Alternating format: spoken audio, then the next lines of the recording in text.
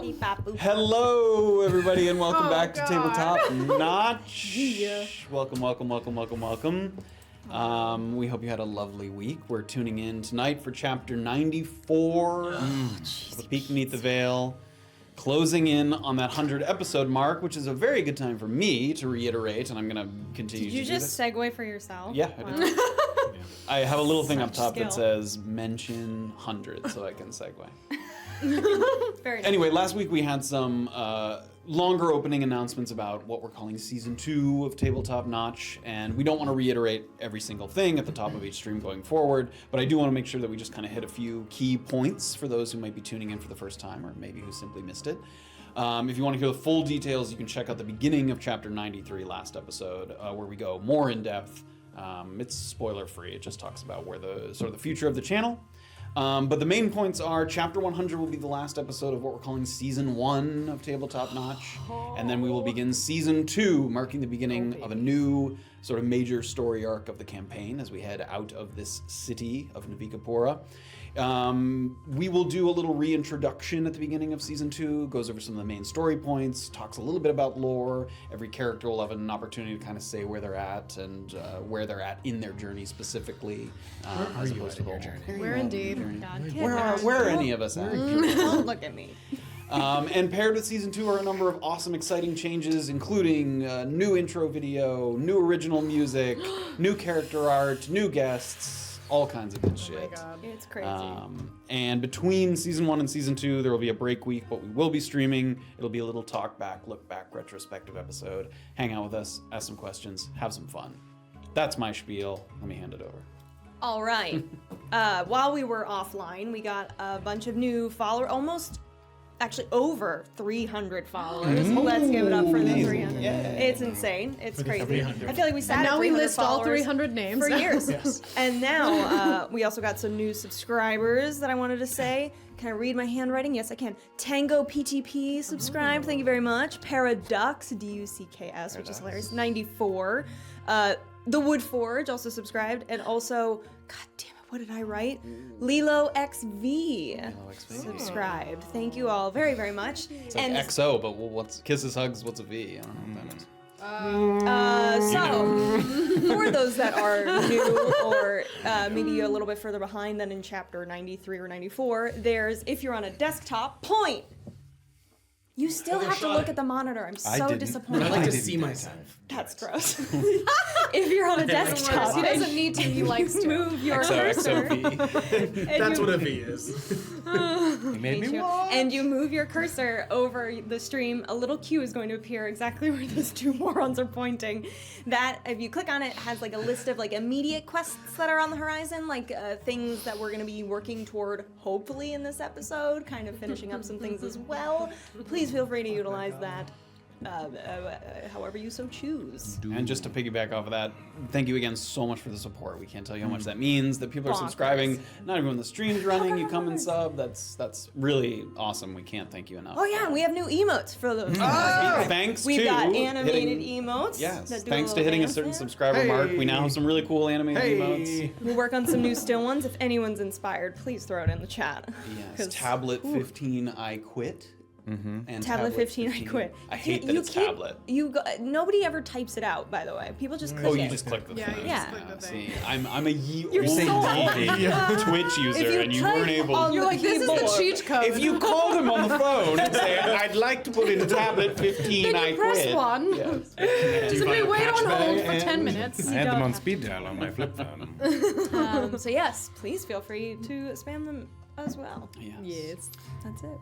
If you missed this episode, we are available in podcast form. It goes up every Tuesday morning. We're on Spotify, we're on Apple, and as of this week, we are now on Amazon Music as well, and wherever else you get your podcasts.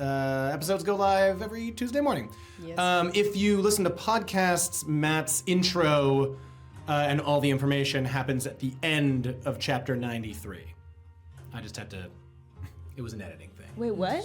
The stuff about season 2...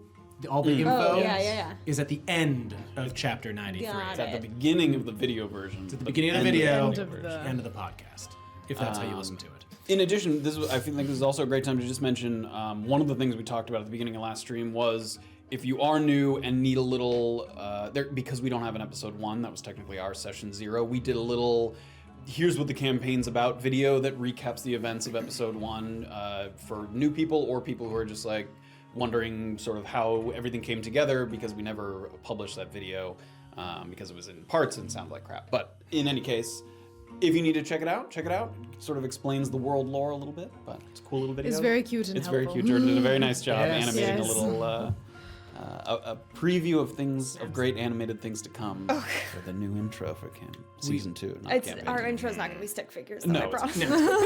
It looks significantly more complicated than that. They Safira. all just have different hair, but they're all just like doing this.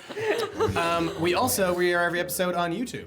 Oh, that's right. Every Friday at 5 p.m. Eastern I Time. almost We're in the forgot. chat where we re-watch it together we go. with you. And check us out on social media, tabletop at tabletopnotch, and on Twitter at tabletop Underscore. notch. If anybody knows Tabletop Notch on Twitter, Yes, can you convince please. them to change Just it? to give it to us. Oh Get yeah, on the it. underscore notch. Yeah, I looked at. They had like one post 9 years ago that was like, God. I love this username. No, they didn't. This is the best user. Can't wait to sell this years from now. All right, without further ado, we will throw it over to the intro, and when we come back, we will dive into chapter Oh, I'm 94 nervous. I'm of A hot. Peek Beneath the Veil. Oh no. Let's do Here we it. go. Oh god.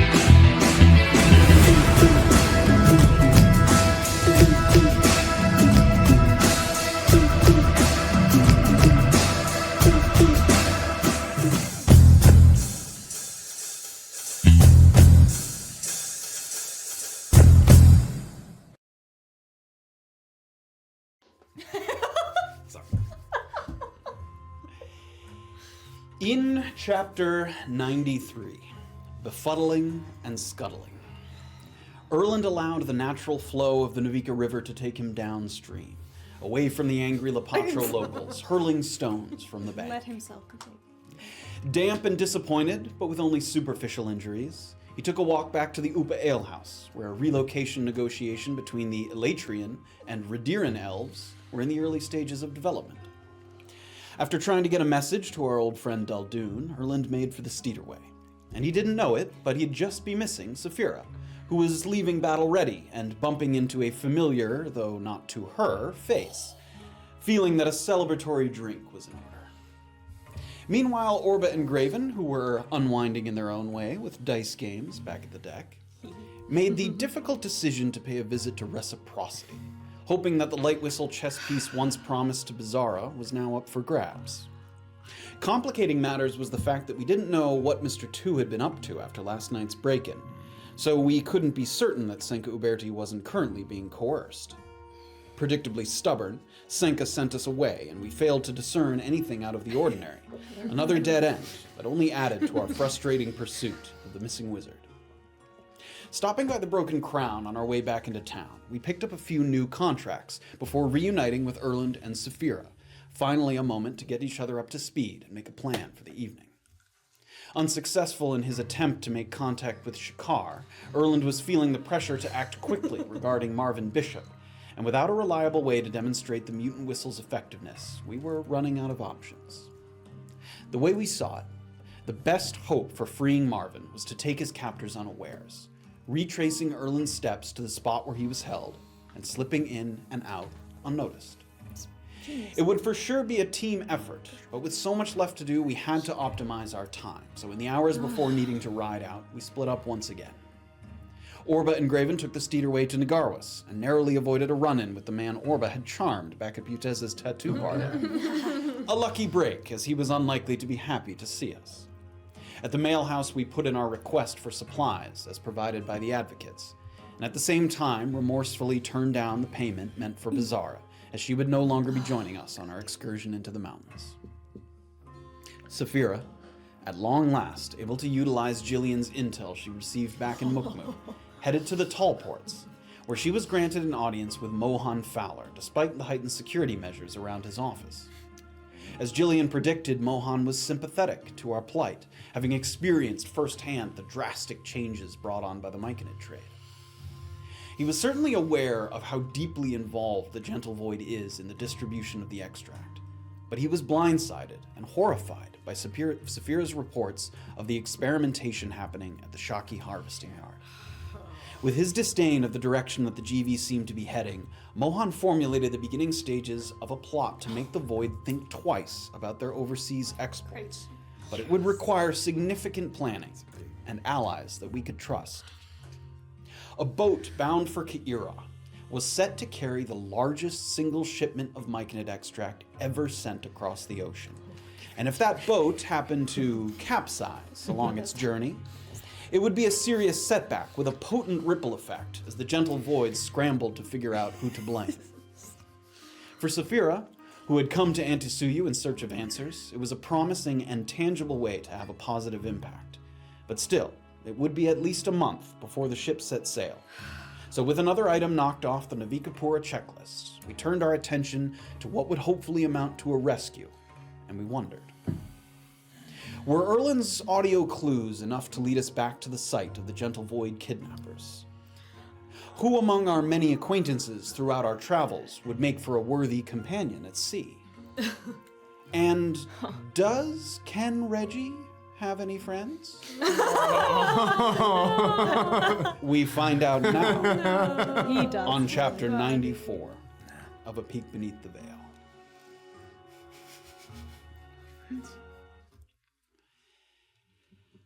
After the lengths that the group has gone to attain certain Light Whistle Estate Club chess pieces, it leaves a bad taste in your mouth to seemingly hand away two for nothing. But knowing that your relationship with Cliff Ironcloud will be more than just of fleeting importance, you feel you've done the right thing as you step away from the mail house. Two well-packed wagons rattle past on your left, looking like they're heading out of town to the northeast. The drivers waving politely, and the horses sturdy and strong. As they turn the corner onto the main road through Nagarwas, they offer smiling nods to another pedestrian, someone they seem to recognize, and so do you. Middle-parted hair and muscles under a blue tunic, it's the dour face of Llewellyn Hoggs, sizing both of you up with sort of a distrustful expression before slowly continuing along the road out of sight. There's a few hours left of daylight today, but less before Erland wants to start the ride south from Wamparani Na. So you'll have to carefully pick and choose how to divide up your time going forward. So you're now just stepping away from the mail house. The two of you having sent a couple letters out. We discussed the postage requirement. Expensive. Sorry. We both clocked. That happened last episode. Great group. We're so mad about it. We both clocked Llewellyn. Yeah, you guys kind of, because you're walking away and you watch the little wagon go by, and then as it reached that T that connects with the main road through Nagarwa, she was right there and she wasn't obscuring herself in any way. You both saw her. She was on her own. She Yeah, was... just seemed to be on her passing along the road through town. And she saw, like, did we make eye contact? Yeah. Oh. She gave you kind of a little suspicious once over and headed down along the road. That's odd. Do we still think that she has anything to do with the sabotaging of the Steederway? I don't know. I do recall I bumped into someone who said that she was asking after us. And this was after we had already spoken with her and she wasn't very nice. And I remember thinking, oh, that's kind of weird. But maybe she wanted to, like, talk to us later. But she just saw us and didn't Look she like she didn't was interested no. in talking to us right now. Maybe she just wanted information, I guess. I was kind of hoping she would be on our side in some way, but I guess not. Would you like to try to go talk to her? Okay. What harm could it do? Well, if she's trying to hunt us down. I think she would have done it. Or we could ask her. Just go ask her. It's broad daylight. What could she do? When is Erland expecting us? I think anytime Safira returns from her chat as well. We're all just going. All right. Also, just really quickly, we're kind of trying to close the chapter to Senka Uberti. The other party that we should also be trying to close the chapter with is Percival Malafair, because Bazara had contracts with him, although I don't know much of anything about them. I heard about a couple of them. Oh, she told you. Well, yeah. There was actually something far north of here by the isthmus of Rikra, where we're supposed to meet Pockets in 3 weeks, 2 weeks. Oh my God. Oh. Wishful thinking on Graven's part. Okay. The Malafairs lost a ship somewhere near there, and they're worried that it's infested with creatures, and they want to get back what they can of its bounties. Okay, got it. So that was something that she was supposed to look into. Okay. There were others? At least one other. Oh, the thing I just said. The saboteur of the Steederway and other Malafair interests in town. Here. Other Malafair interests are being meddled with here? Yes, that was a lot more I don't know many details about that. Okay, well, let's go talk to her. Okay.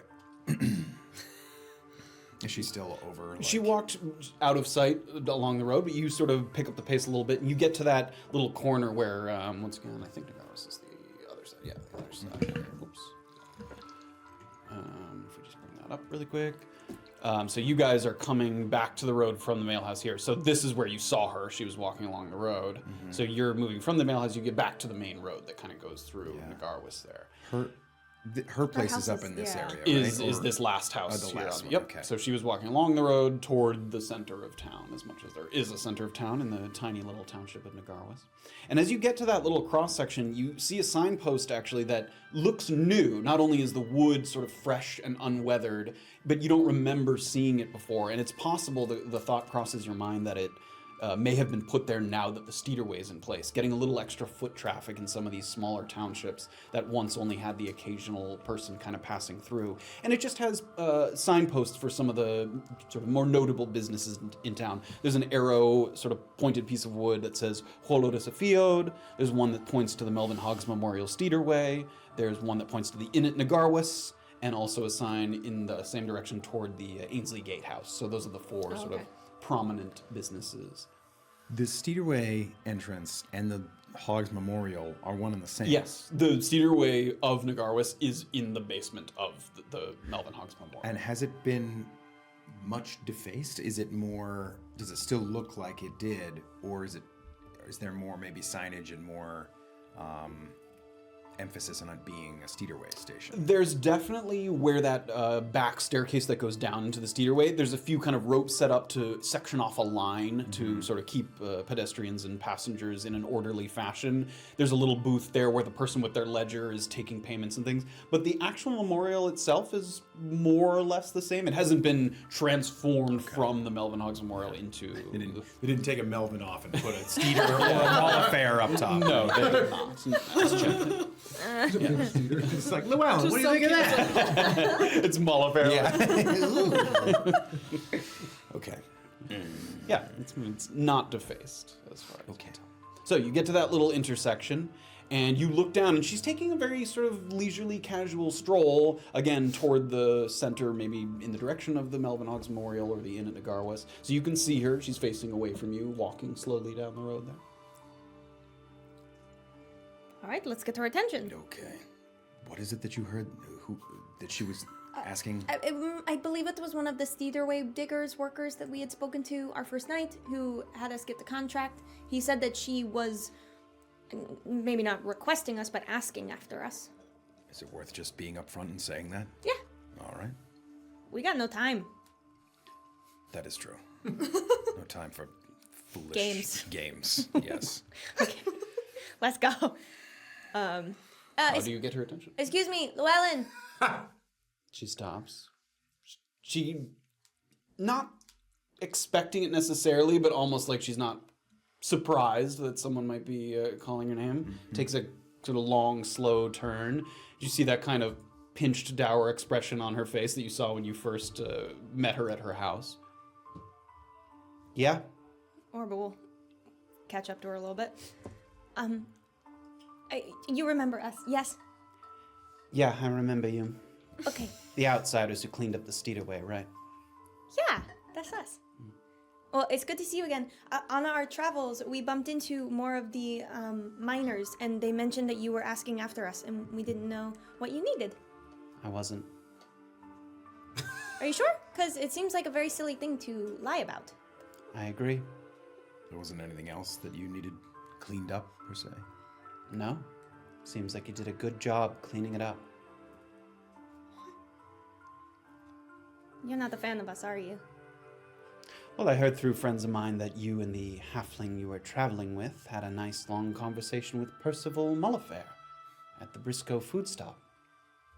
Well, she had the conversation. I just took his money. You seem to be getting along with the Mullifairs quite nicely. Help them with the problem underground, amicable chats out in public. Seems you're a reliable ally of theirs. And it seems like you are staunchly against their presence in the north. I'm not the only one. I figured. You've gotten by quite well without it up to this point. I can see that. All of us have. I've never been to a place that was made better by the Mullifairs. Sadly, I think we can actually agree on that. You have a funny way of showing that. What's that old expression about actions and words and how loudly they speak? Our interests do not align with the Mall affairs, as you may think. Okay. In fact, the halfling that was so interested in speaking with him does not travel with us anymore. You Partially- abandoned her because of her association with the Mullifairs. In a manner of speaking. Make a deception.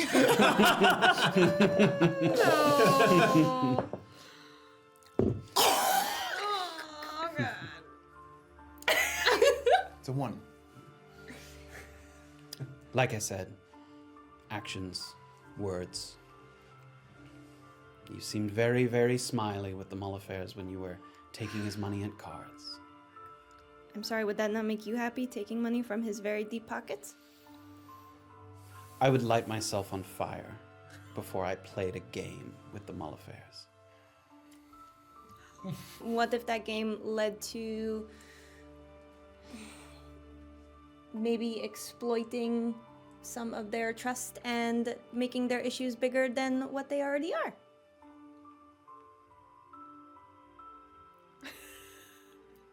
What about it?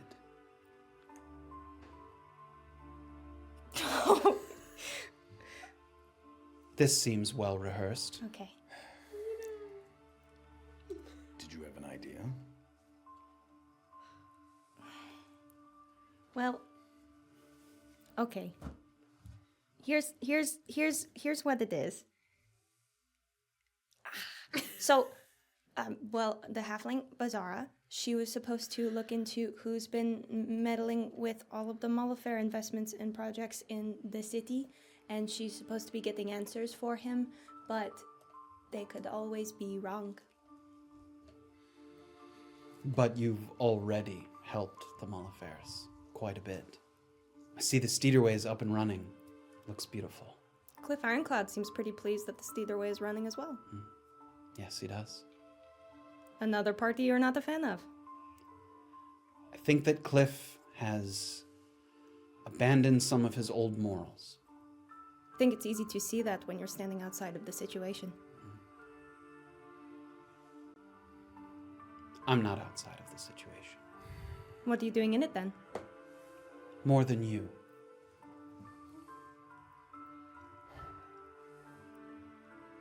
I don't have much else to say.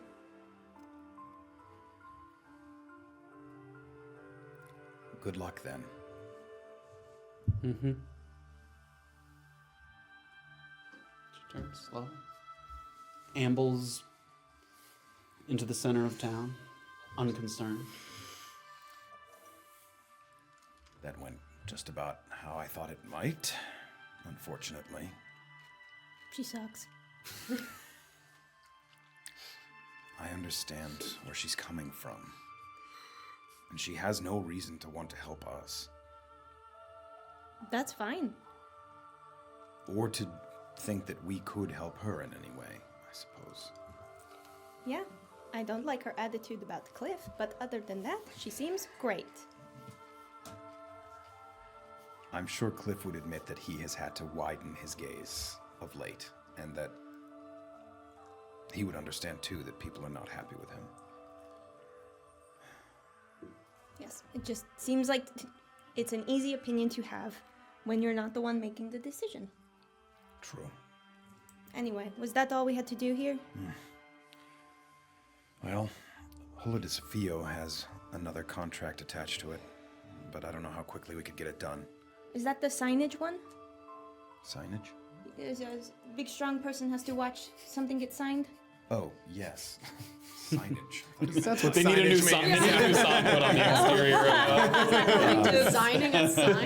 Transaction. Okay. It might not be a signing. He's like, Signage. could you hold this up, please? Thank you. That's it. Strong person to Can hold you this. spin it around now? 100 gold. No one will know where you're going. They need a sign spinner on the Nagarwas.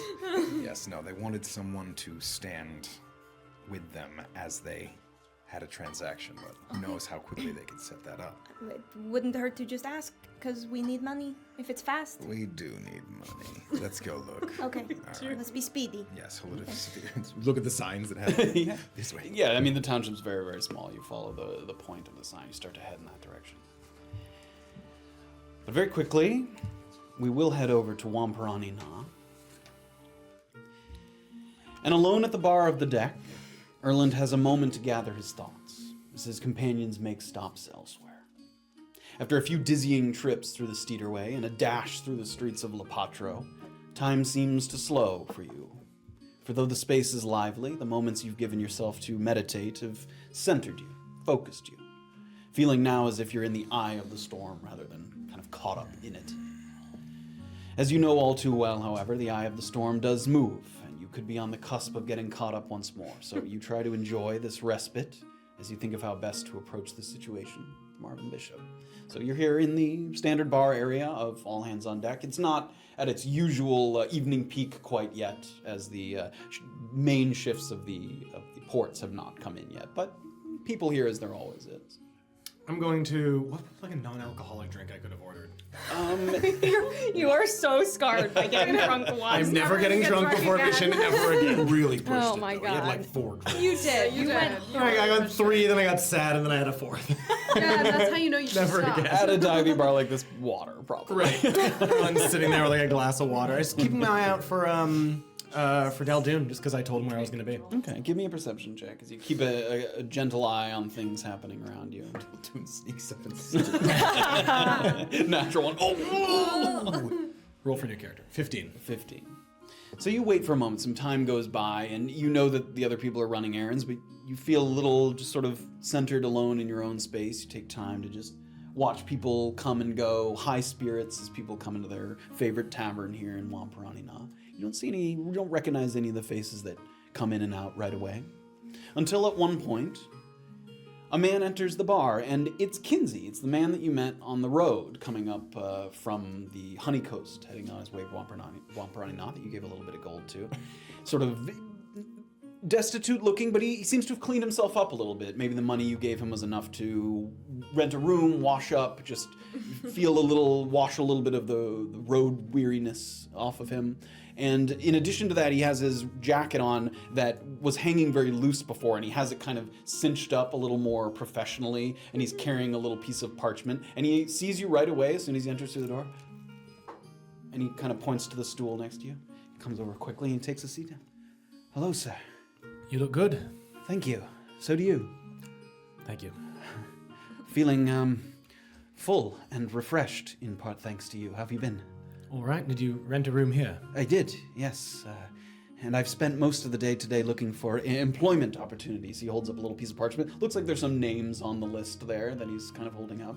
I asked around here last night for names of people who might be looking for laborers, so that's what I've been up to.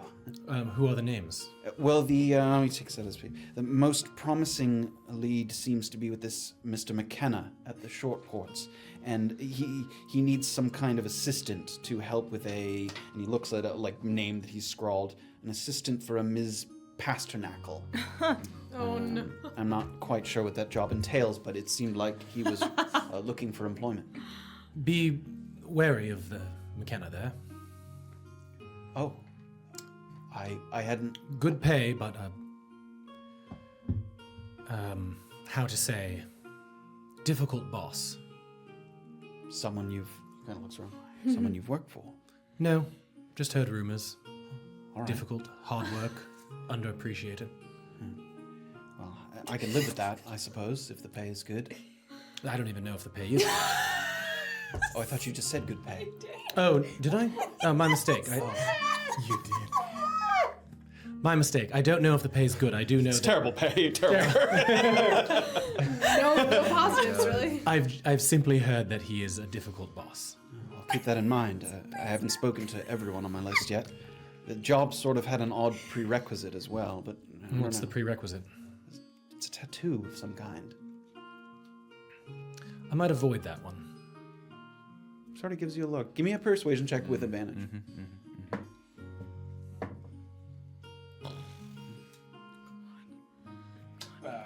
I like Kinsey. All right. It just seemed like the most readily available employment, but there are others. Mavil Guthrie. Someone said Mohan Fowler, although he was difficult to get a hold of. I wasn't able to meet with him. And Waller Coe, who I think works at sort of a general store. I got that name as well. But I'll keep that in mind. Thank you. If you, I have a friend who works at the, armory in, Here in Wampranina. the blacksmith in, Nakuzi. Oh.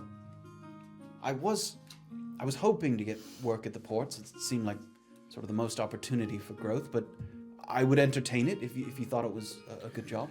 Well, I'm rather new to town, so I don't have too many recommendations, but I know a Leto who works at the, Backer Saddle Blacksmith. Leto. A friend of mine. Okay. Could perhaps set you up with some work either at the blacksmith or elsewhere in Nakuzi. All right. If you can get a hold of Handler Birch, he owes me a favor. Steeder Station. And his eyes kind of light up. The Steederway driver. Yes. No.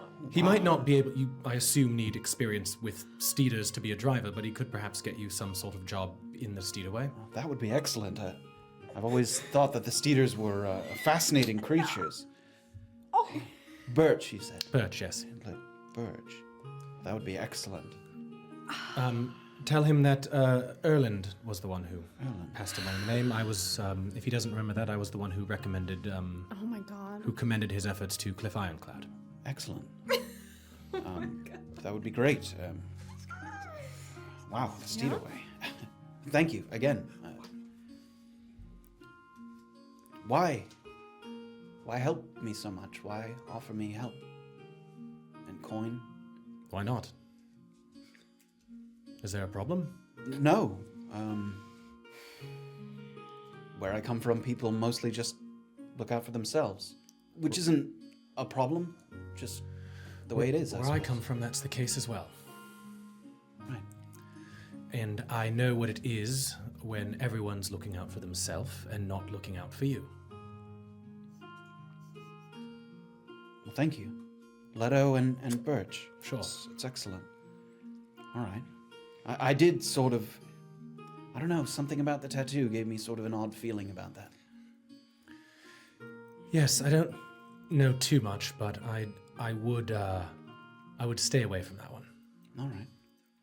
I did in passing meet Miss Pasternacle. She seemed nice. I've heard. I know Mohan Fowler's well reputed, but yes, quite high up in the gentle void and sometimes hard to get a hold of. There was quite a bit of And again, he kind of leans in, maybe not sure if this is information that's supposed to be out there. It seemed like there was a lot of guards around his office. Perhaps. I haven't spoken to him. I've actually never met him. I've just heard good things. Just seemed like, I don't know, that they were worried about something. Well, you are from Antisuyu. Tensions seem to be high recently. I suppose it's true. All right. Well, excellent. I just stopped here to get my things from upstairs and then head out again. I don't know if I'm spending the night here again. Can I ask you a question? Of course, anything. I'm heading south towards the sort of crabbers community. You were walking up vaguely from that direction. Right, where we met. At the crossway. The road broke east toward the ocean, and then there's houses. Yes, and the things. path that you took. Yes, Was there any coming up from the south. coming up from the south? Yeah. Yes. Was there any other communities that you passed by? No, There, with it, probably half an hour from that sort of fork in the road. You're definitely not that close. The road goes into the woods there, and it's quite thick for a while. You wouldn't hit any kind of village or community for half a day's travel at least. Did you pass a bog by any chance? Sort of close by. He racks his brain a little bit. No, I don't think so. Is it something particularly you're looking for? Yes, I'm looking for a sort of community rather near a bog, or where there's lots of frogs or crickets. I mean, honestly, that sounds like the home that I came from, but that's much further south. Yes, no, not only about 30 minutes Oh, southwest of the sort of crabber's shack. sorry. It's all right. Well, if I'm headed down there at any point, I'll be sure to take a look. It's the least I can do. Sure, thank you. Yeah. All right. I'm going to go upstairs. I hope to see you around. Good luck. Good luck at looking for work in town. Thank you. Leto and Birch. Yes. Erland said Birch was the man to see. You can mention my name to Leto as well. He knows me quite a bit better than Birch does. Excellent. Thank you. Of course. Thank you. He gets up, takes the stairs up. You sit there at the bar for a little bit of time passes. And during this conversation, at around the same time, Safira is exiting from Mohan Fowler's office. As discussion of Mohan, ears burning, Safira starts to move along the boardwalk. You step out of his office and it feels like a step in the right direction. An imperfect one, perhaps, but with time to flesh out the details of the operation, you're optimistic that this could be the beginning of a real fight back against the rising tide of myconid distribution. You walk back along the boardwalk of the tall ports. You eye each galleon suspiciously, wondering how many, if any, of these ships are complicit in the extract trade. And you wonder whether the buyers overseas would change their mind about placing orders if they were made aware of the new cruelties taking place at the Shocky Mountains harvesting yard. So you're walking along, and as you're kind of moving, you're surprised to see someone that you crossed paths with not that long ago. The Tiefling with the copper bracelets and the pierced ear that caused a collision, spilled his apples in the streets of Naupa. He's having a jovial conversation with a man in dockworker's attire who looks a little confused and then breaks into a smile. The two of them kind of share a laugh, the Tiefling placing his hand on the man's shoulder in a friendly manner. And it's mostly surprising to you because of how recently you last saw him. You surmise that he must have, like you, taken the Steederway. There's no way he would have Right. crossed all three townships in that amount of time. So he Fast must have, horse. yes, he must have taken the Steederway. And he holds up a piece of parchment in the man across from him's face. And though you can't be certain it's the same one that you read that he dropped on the ground back in Naupa, has about the same size and shape, so it has the same kind of look to it. So he holds that piece of paper up to the man, and with a smile, looking at the man, he sort of crumples up the piece of paper, and he tosses it into a nearby wheelbarrow that seems to be for collecting waste along the boardwalk. Has scraps of planks from broken crates, pieces of glass from items that may have been cracked during transport. So he tosses that in there. And after that, he looks like he takes kind of a little conspiratorial look around. And at one point, he kind of looks to his left. And as he's looking to his right, he might kind of be looking in your direction. Do you make an attempt, not for you, but just in your direction?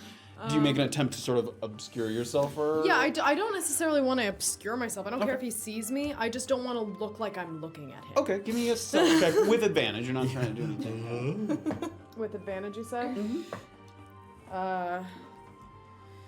16. 16, okay. You kind of turn just loosely in the direction of the piers out to the side, and you just take kind of a breath in and enjoy the sea air, look out at the ships. Yeah, and it just, you're one of many people standing and looking at some of the many ships sort of moored here, so it doesn't seem to have any kind of unusual appearance to it. Okay. And then as soon as I kind of feel his eyes kind of move away from me, I do want to step back and Give me a see what perception he's check. doing. Give me a perception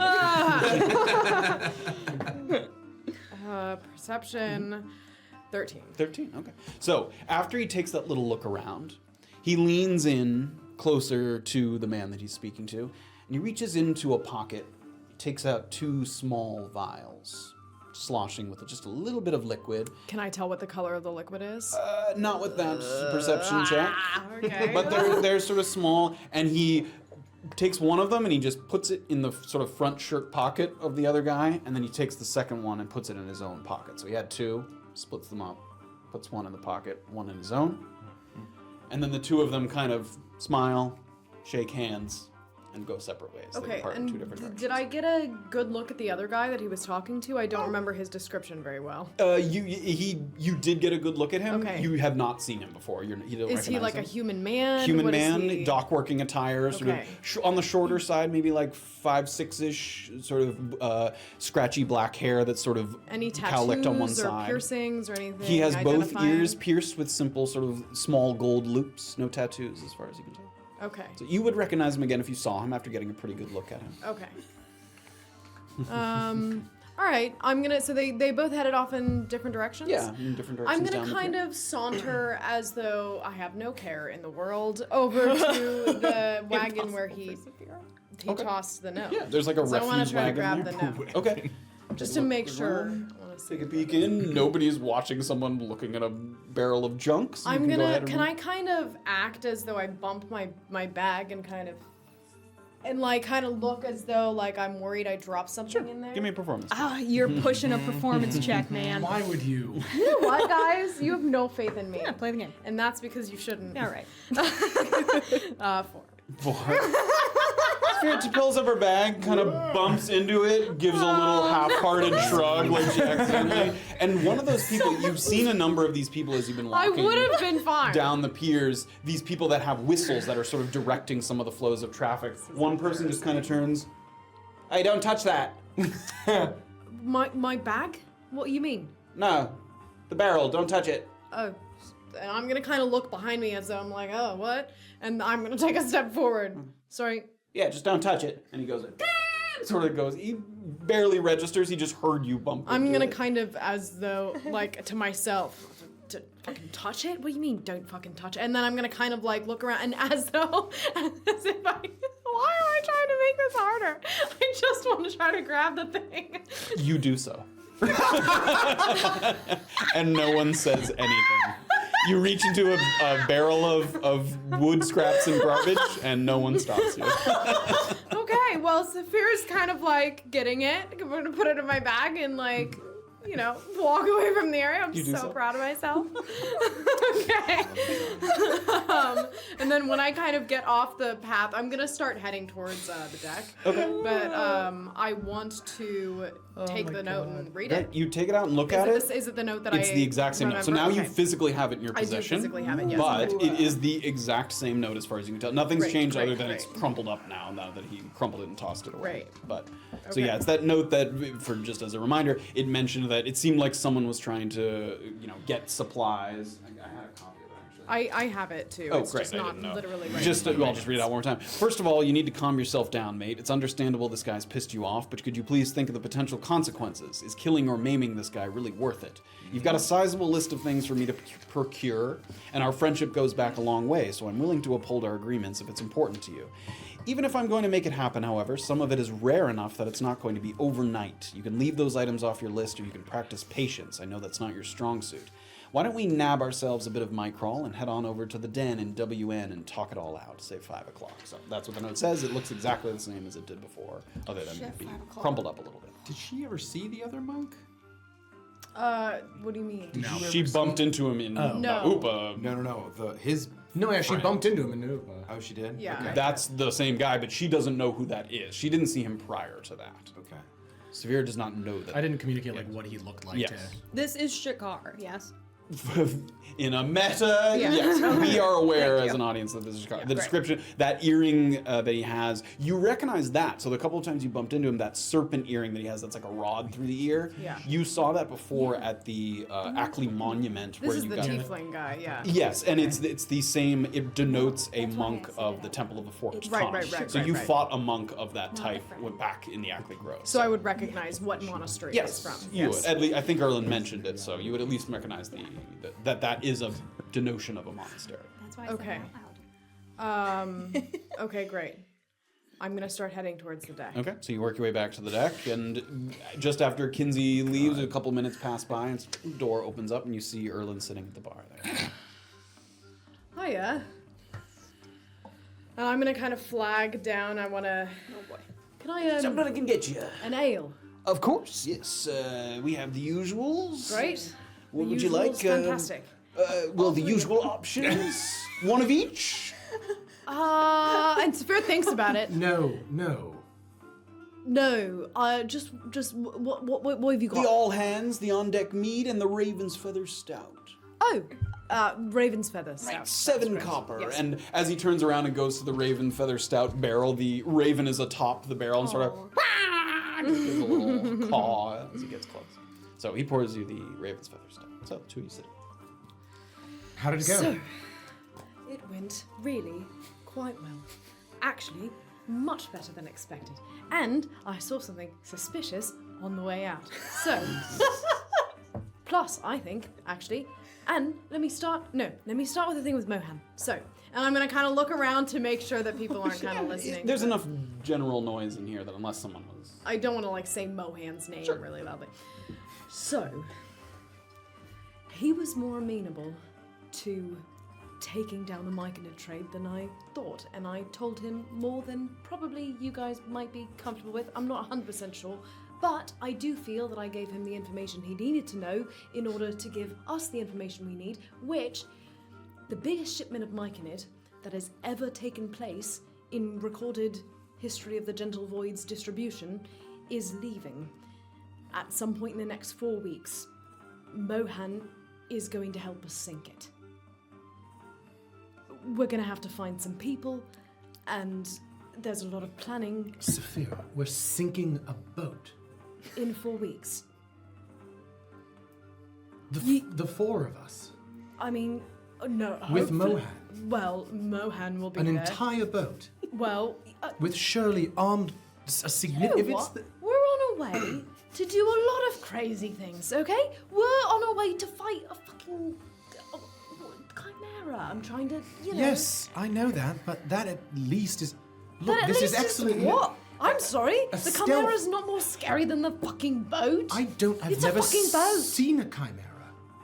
I'm sure it's scarier than a fucking Sure, boat. all I'm saying is that Hang is- on, are we- it's brilliant. It's brilliant. It's the biggest lead we've had so far. Sure. And he told me that the Stitchers and Gentle Void too, same thing. I did tell you that. Well, we thought that, but now it's confirmed. So that's good. Now we have confirmation. Good. Okay, other thing. And I'm going to take out the note. Okay. I'll have to go through more details with the group, but I saw this guy. He's a tiefling. He's got a snake Oh, earring. shit. What? He's the. What? Remember the monk that I told you to pass on the message to? Something like, I don't have time for you because you're shit. Fuck's sake. That's what? him. So, this shit, Erland. This is why you can't be getting... Why did you get into an argument with this guy? Well, I I'm going to didn't- take out the note. Read this. Can I Read have this. Can I have the note? Do you have it? Oh, so sorry. I'm going to take out the note. Read this thing Wait, that I really don't did have. Orba. I have the You also have the hero. I have the That's going to copy. be I can use the faster. dig for it. Are they trying to kill you? Yes. Is it you they're talking? Fuck's sake, Erland. I didn't know he was trying to kill me. He was drunk and was Gods, trying to pick a fight. This escalated quite quickly. Why? I saw them with vials. I don't know if it was extract or what. I imagine it was Or some microl, perhaps? I mean, I don't know why you'd use microl before a fight. I'm not sure if that exactly has the right effect. But they Oh, had goodness. something, so that's gonna be that's gonna be a right pain in the fucking arse. We've got shit to do tonight. Well, if they head over to the den in Wamprani Na to talk about it, say So- 5 o'clock. So they're not going to kill me tonight. They're going to No, they're going to plan kill you take tonight, microl which is, and chat about killing me tonight. I mean, Or, and honestly, his I'm name's hoping Shakar, that they're just by the way. taking microl and chatting about This it. is and then- probably a trap, honestly. How did you get this?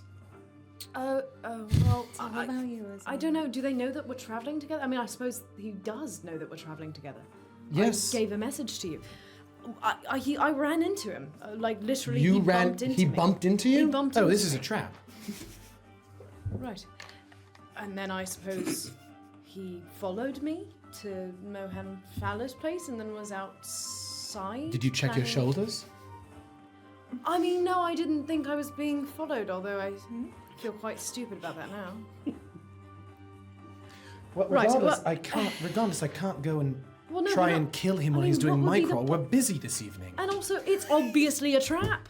Why would we Yes. go to something that's obviously a trap? You've already done that once when we've been in this fucking city. Look, if you see him again, kill him, would you? No! No, I will not!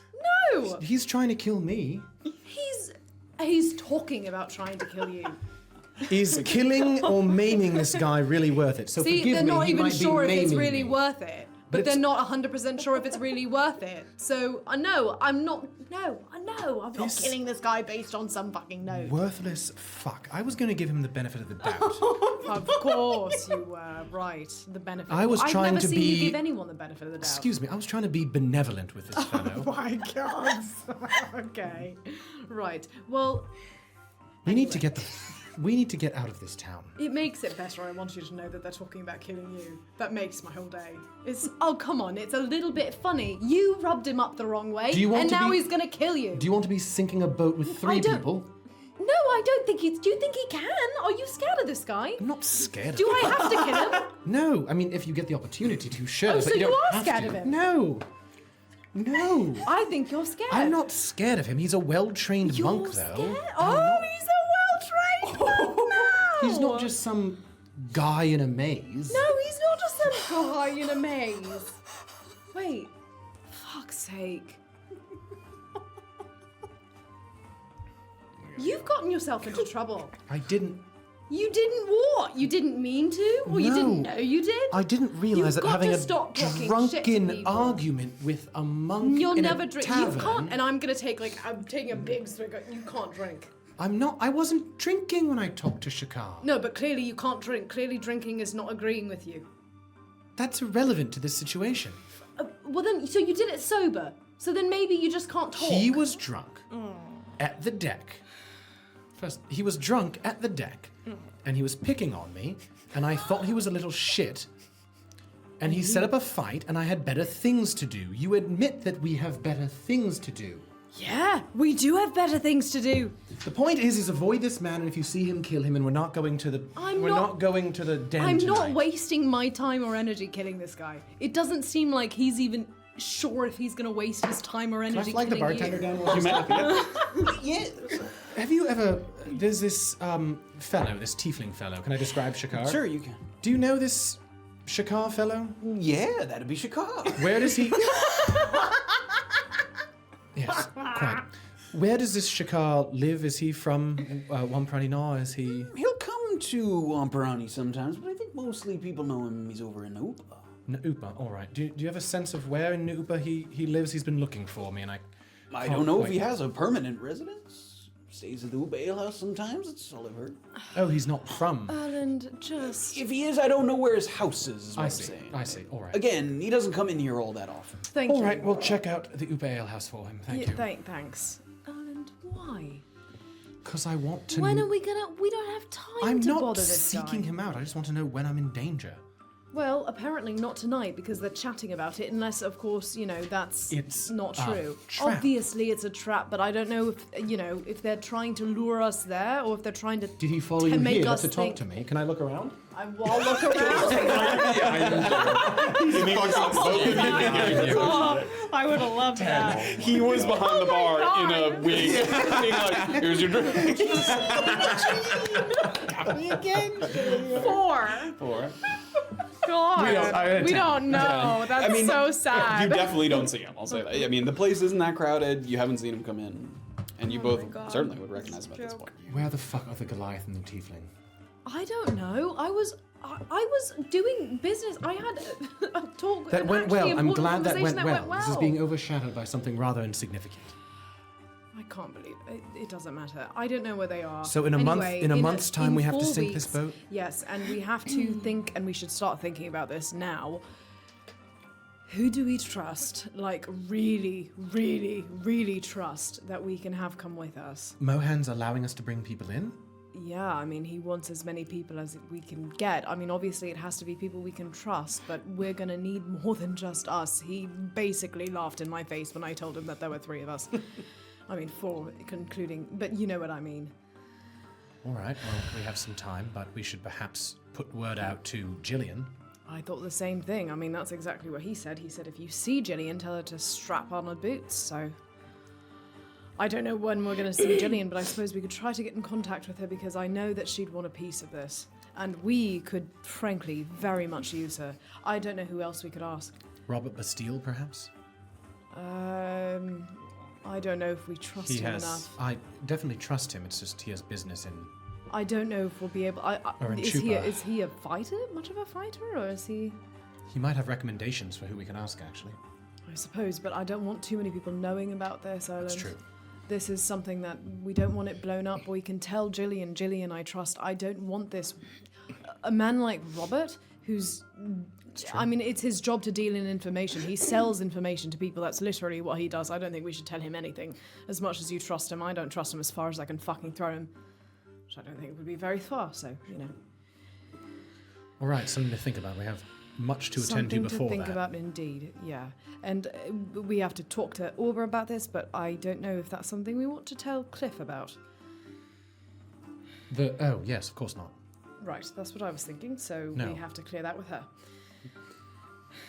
Well, yes. I was sitting at the bar thinking of possible names as well as mulling on the great Shikar problem. You follow the signs in Nagarwas. Oh my god. Tucked into a little glade that offers privacy and a kind of mysterious sophistication, the sloping elven design of Holodus Fiod comes into view piece by piece like a well-kept secret. The vines and leaves growing on the exterior allow it to blend further into its surroundings, and the large circular front door is propped open on this fair weather day. It's not roaring with activity, but through the stained glass windows you can see a few small parties, sharing wine and conversation, all smiles as they enjoy the comforts that their very obvious wealth provides here at Sparkle and Shine. So you guys see, doors open, you're at the exterior. There's going to be another concert here tonight, right? Mhm. As far as you know, yes. Okay. All right. Yep. Head in. Start to head inside. And it's very quiet inside. You see the interior. The door takes a little bit of effort to push open. It has a kind of heft to it, not in an obstacle kind of way.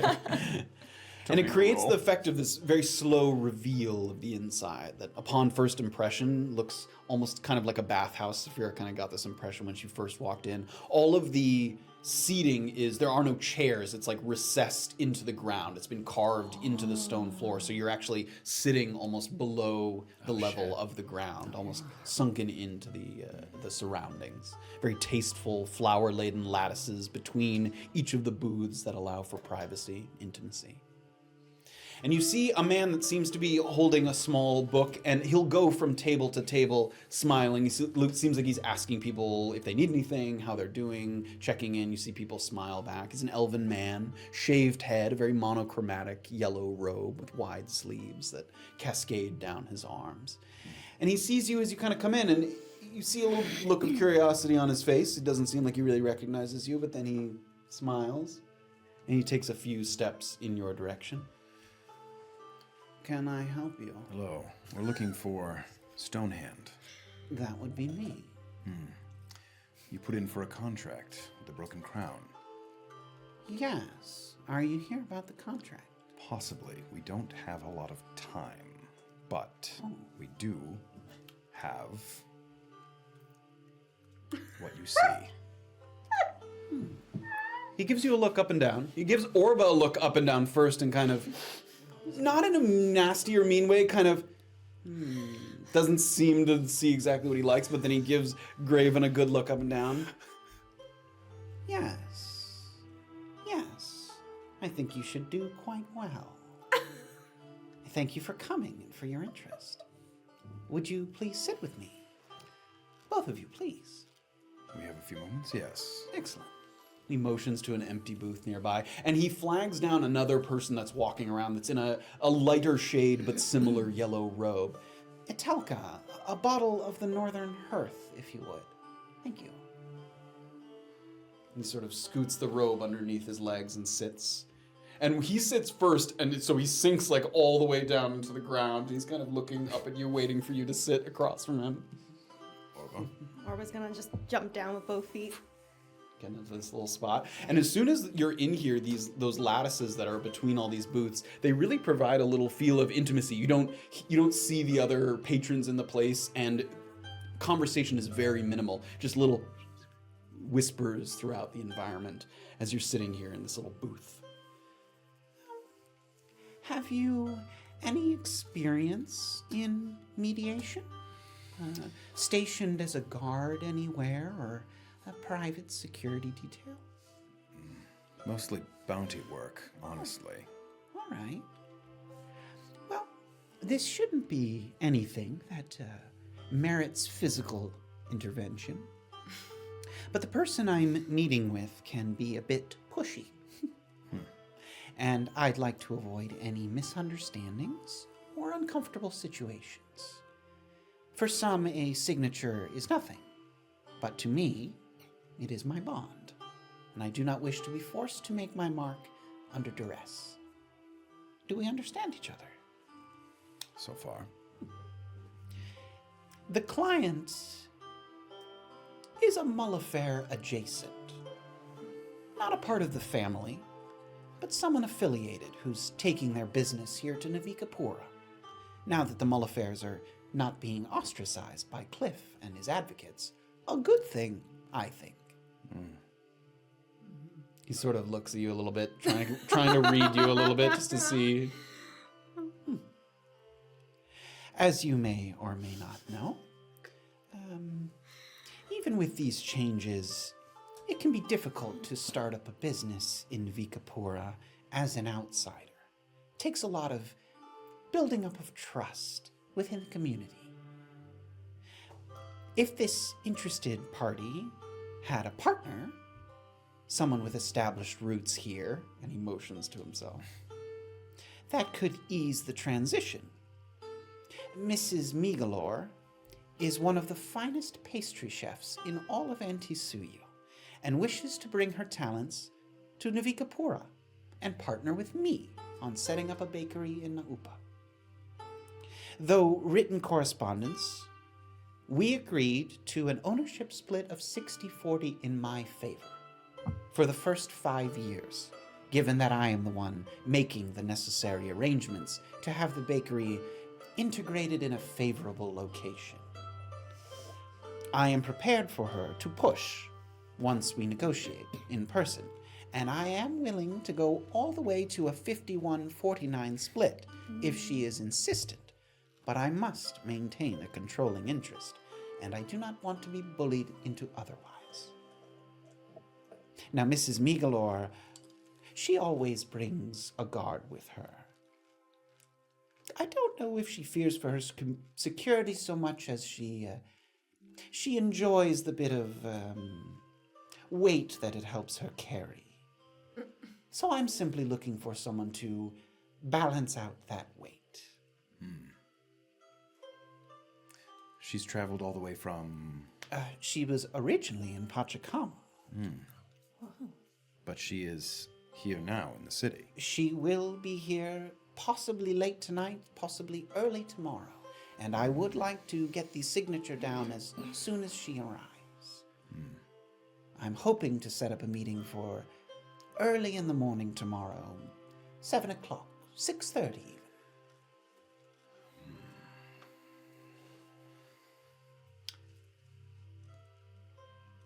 It's possible that we could be back. We would have to, do you mind if I have a word with my associate here? No. Would you like me to step away? Please. Thank you. Gets up. We need gold. Yeah, how much was this again?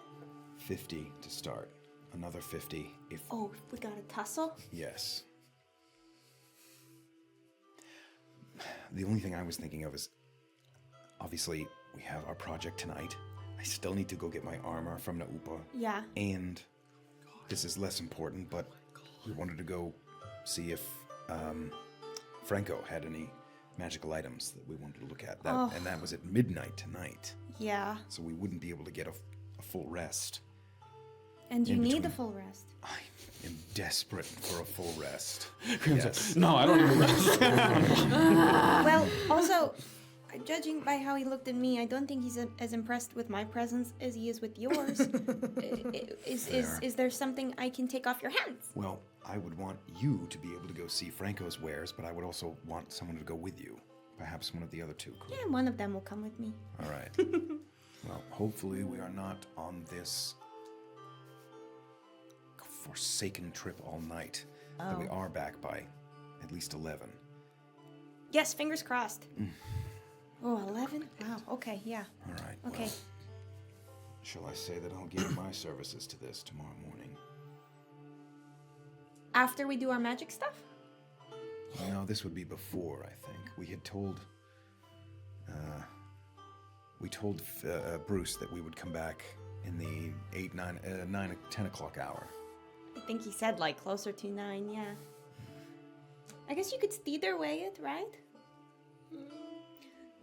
You make your schedule. That sounds fine. All right. And is he near enough? Yeah, he's talking to that person that he spoke to about getting a bottle of wine, so he's very nearby. He sees you motion. He comes back, with the bottle of wine. And this is the Northern Hearth. Would you like a taste on the house? Yeah. Perhaps a small taste. The woman kind of brings over a couple small glasses. Slides them.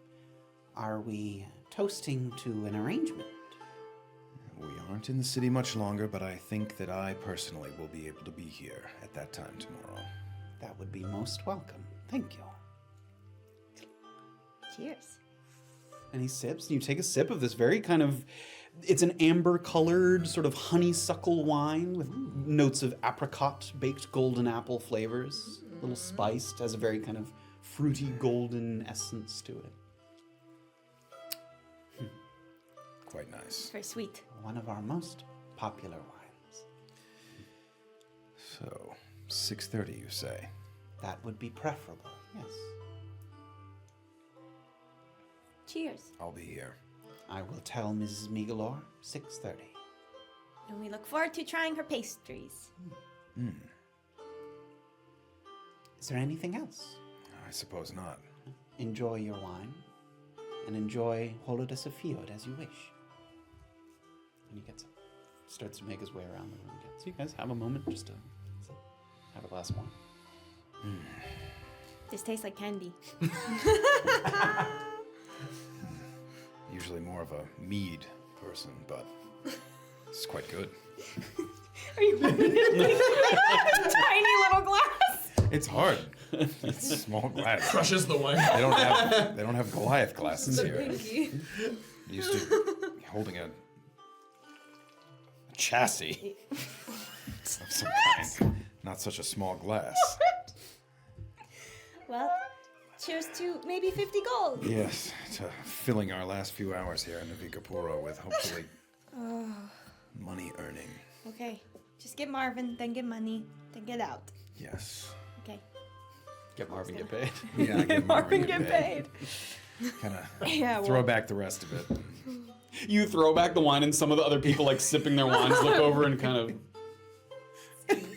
give you a snooty glance. Licks the rim of the glass.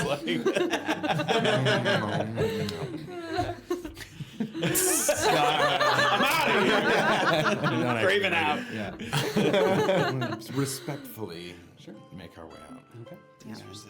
Head back out into the main street of Nagarwas. Any other stops here in Nagarwas? No. Get us back. All right. You guys make your way back to the Steederway and work your way.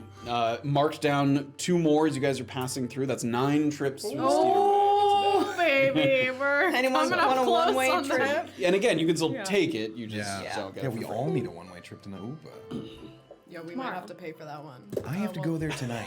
And he's got a room there that he said he was going to After sleep in. midnight is a different day. No. Oh my god. Well, first of all, we mentioned how this. it works. You already know that the Steederway is not open 24/7. It's not like Yeah, I was because gonna- you guys went there It's not once like and they the were like subway. weird. So there are Thank God, operating too. hours. Yeah, that, you can just get on your own steeder. But theoretically, when it opens again for the next day, which it might be early in the Near morning, Bobby. but it's not. MTA It's not had just Steeders, open that'd be 24 sick. hours. Be faster than the trains. So you guys take the Steederway back to Wampiranina. And as you guys come back up out of the stairwell, you reemerge in the coastal township, and you feel that stark contrast between the humid, kind of stale tunnels underground and then the very fresh ocean air that fills your lungs. And just as you're stepping out into the street, you can hear an argument taking place between someone at the front of the line to the Steederway and the guard that's on duty there. A short but stout human man in faded green leather armor who is pointing to the semicircle of stone buildings just to the south of the Steederway. I represent the Wampiranina Militia Reserve. I am a city official. I have official business, and I am to be granted priority access to the Steederway. And you can see the guard cross his arms. No! You've been granted nothing by no one. If you're not on our list for priority access, then you don't get in. Now back of the line, twerp. And you see a dejected Thorsten Ramaker, as you recognize him, sort of steaming mad, turn on a heel away from the guard that's there. And he starts to kind of angrily march in the direction of the Wampiranina Militia Reserve. He doesn't look like he's seen you. He looks like he's a little incensed, kind of in his own business there. That is the gentleman that I was working on the murder investigations with. And That guy? yes, and I kind of turned my back on him after I got into the mix-up, and I had to keep my mouth shut. Oh. Okay. Is there something you need to do? Need? Want? I think I have to stay away from it for now.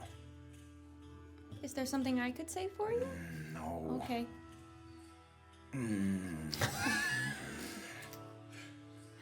We'll leave it. We'll leave it for now. Okay. He just seemed really sad. Yeah, well, he's had a... Nobody's believed him. He's had a rough go of this. He was right.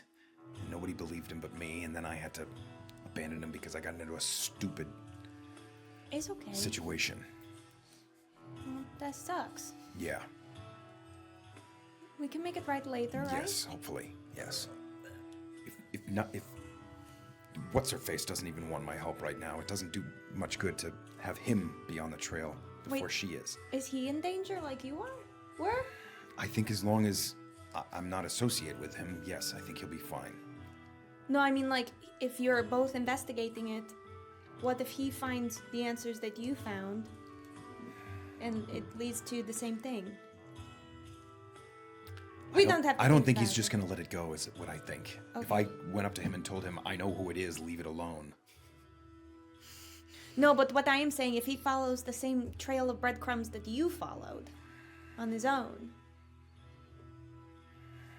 Sorry, it's fine. Not now. Okay.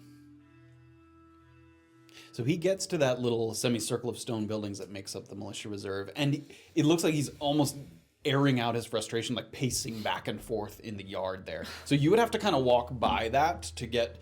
You can circumvent it, but you would have to make a pointed decision to do so. Are you kind of taking just a slightly circuitous route to the deck to kind of avoid being seen by him as he paces back and forth? Yeah. Okay.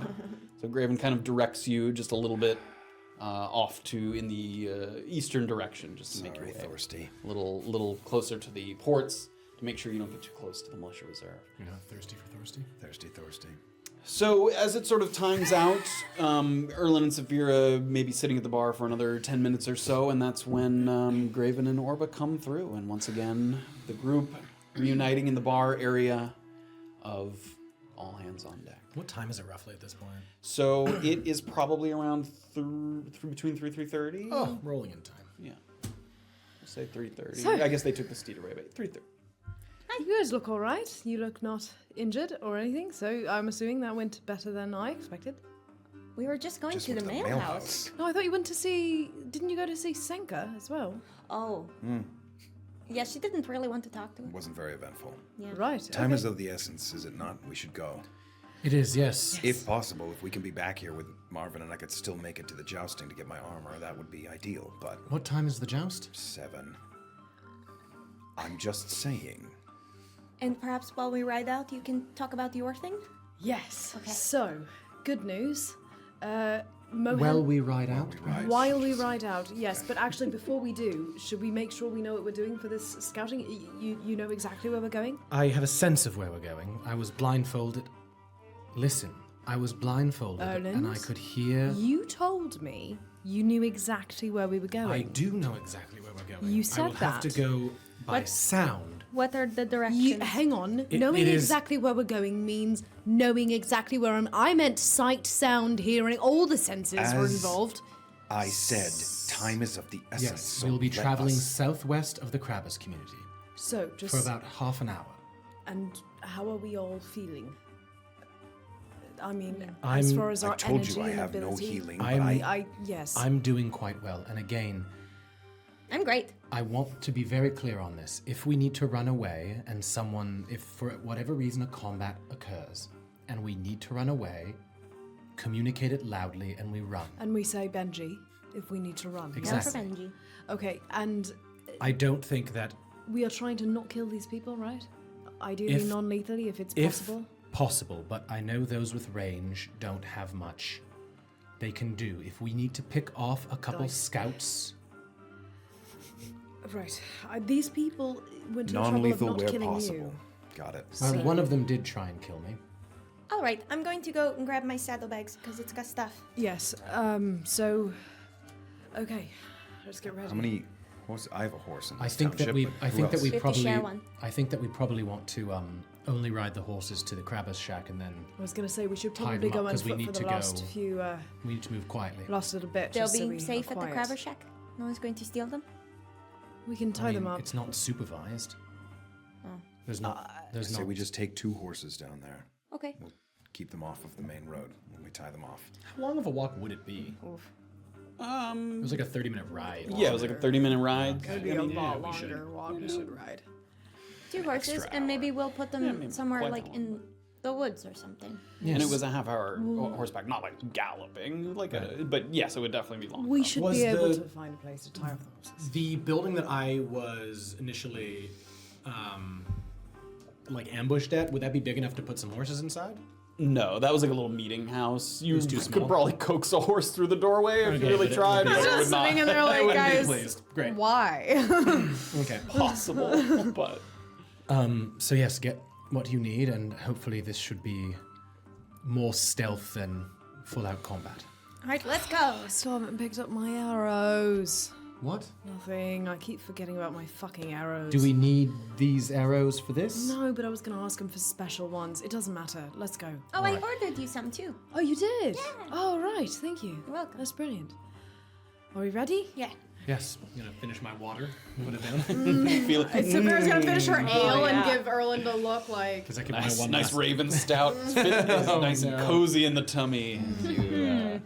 You gather your things. So you're taking 2 horses. Yeah. Yes. And all of your belongings, all Everything that that you we have have, yeah. on you. Yes. All right. Fuck. Start. Sharon, who's I'm barely pleased about that. who is riding I'll lead the way since I think. with? Oh. You guys are taking 2 horses. Who's riding? Got my horse. Who wants to go on with me? Yeah. I'll My get- horses. I guess technically I'll ride with Yeah, someone you have else. to ride with someone else. Well, it's I 2 have horses, my so horse, Yeah, so I'll 2 get on for- my horse. I'll you hop get on mine. Safira's then. Unless it's 3 people on one horse. Yeah, and that's one person on the other. hilarious. Graven's not that big. Pretty big. Okay. All right. Taking the road that squiggles along the coast to the south. It's not a route that you expected to be taking as many times as you have, Oh my god. especially over such a short period of time. But here you are again, watching the fields turn to rocky shores off to your left, and watching the farmland turn to scattered woods off to your right.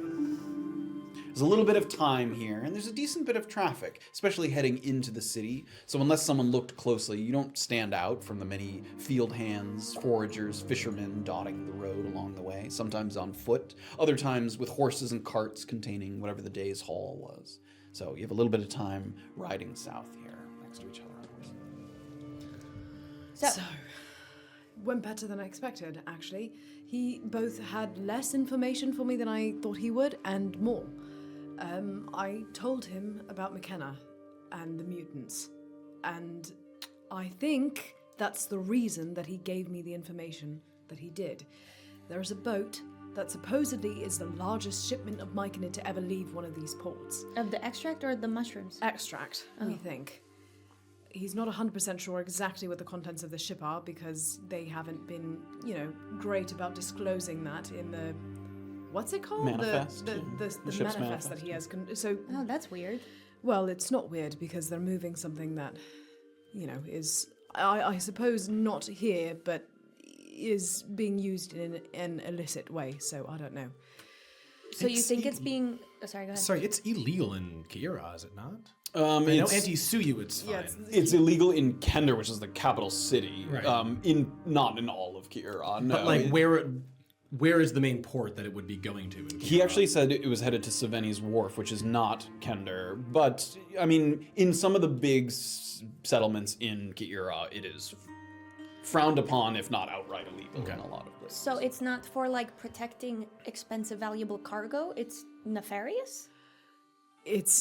He seems to think, Mohan seems to be under the impression that this is going to be a shipment of extract.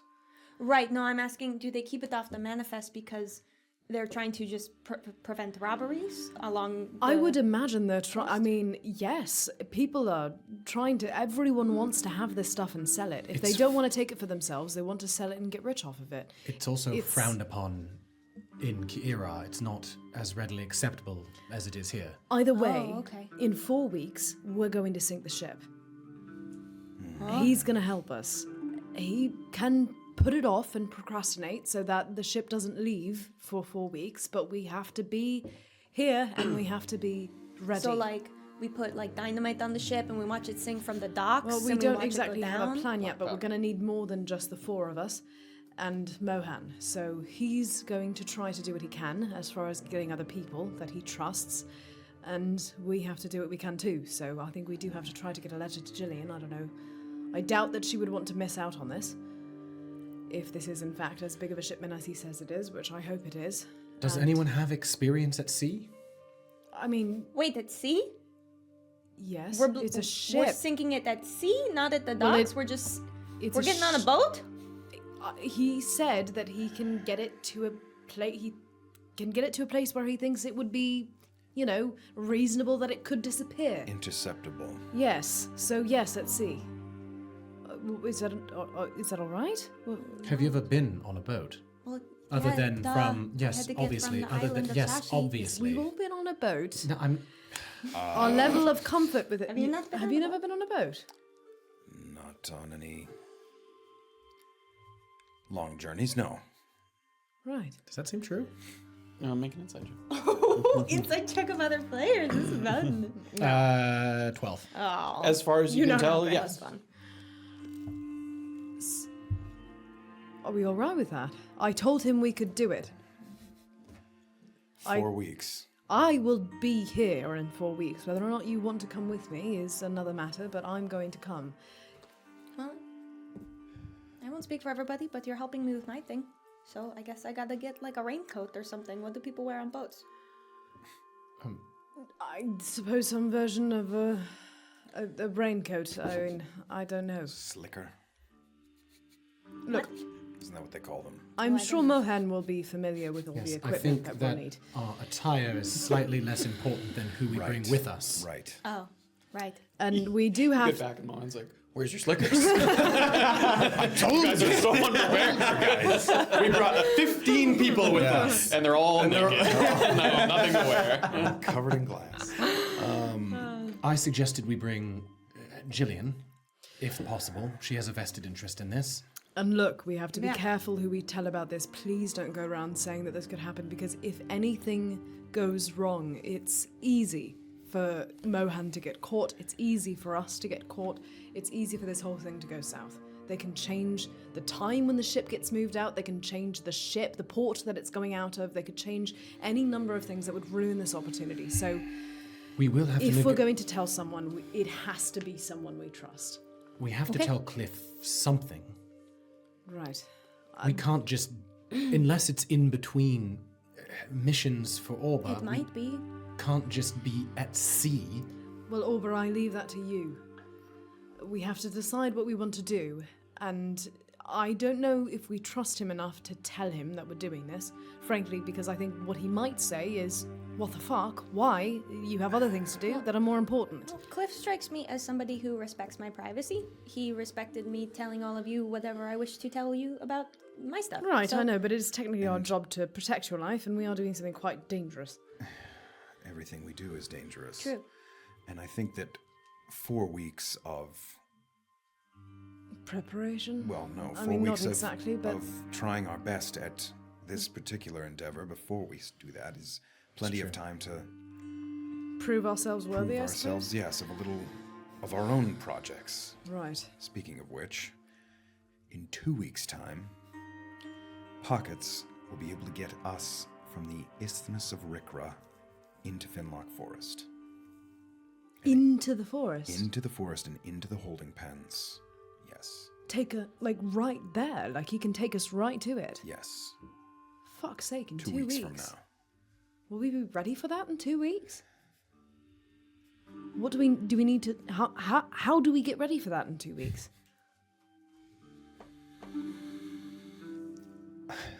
What do you mean? Well, we're already traveling. I mean, We're traveling north already. Yes. You told me about this at the deck. Yes. We are already traveling north.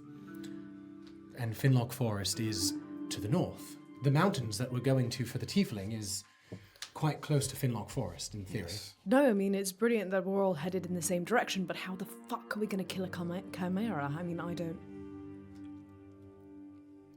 Did you not have The an idea for what would happen when we got there? Vomalgas might have advice for us when we meet them in the north. That's a good idea. At Maybe. least Okay. for maybe not chimeras in particular, but large prey of this nature. They Isn't might it have captured, advice. this chimera? Isn't it? Yeah, it's in Under- a cage. I don't know the specifics of it, but yes, it is in the holding pen. It can't just be running about in amongst operatives in the Shade Assembly. No, it is under lock and key. How will this battle even work? We're just gonna be poking a chimera in a cage? Well, I I think we don't could know, hope that it's. Erland. I don't know. We can exactly. certainly hope that it's going to be in a cage, What because I- that would make things What I do know maybe easier. is that the operatives are not in on this. This is a very specifically something that my sister has arranged for with pockets to get me in so that I can be the one to kill it. Okay. You have to be the one to kill it. I have to be there. I don't know how specific. Well, It that is. seems like something that That's you a would question. want to find out, right? I don't know if that's a practical thing to ask about at the I moment. suppose. I mean, I so what, did I he, don't think it's the niceties of it are that important. did he talk to you about what would happen if we got caught?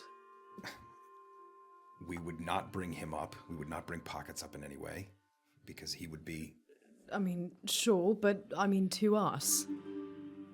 What do you mean? I mean, if the operatives catch on that we're there at the Shade Assembly and we are killing one of the creatures that they have probably spent a lot of time and money trying to protect and keep in a cage, They're not spending money.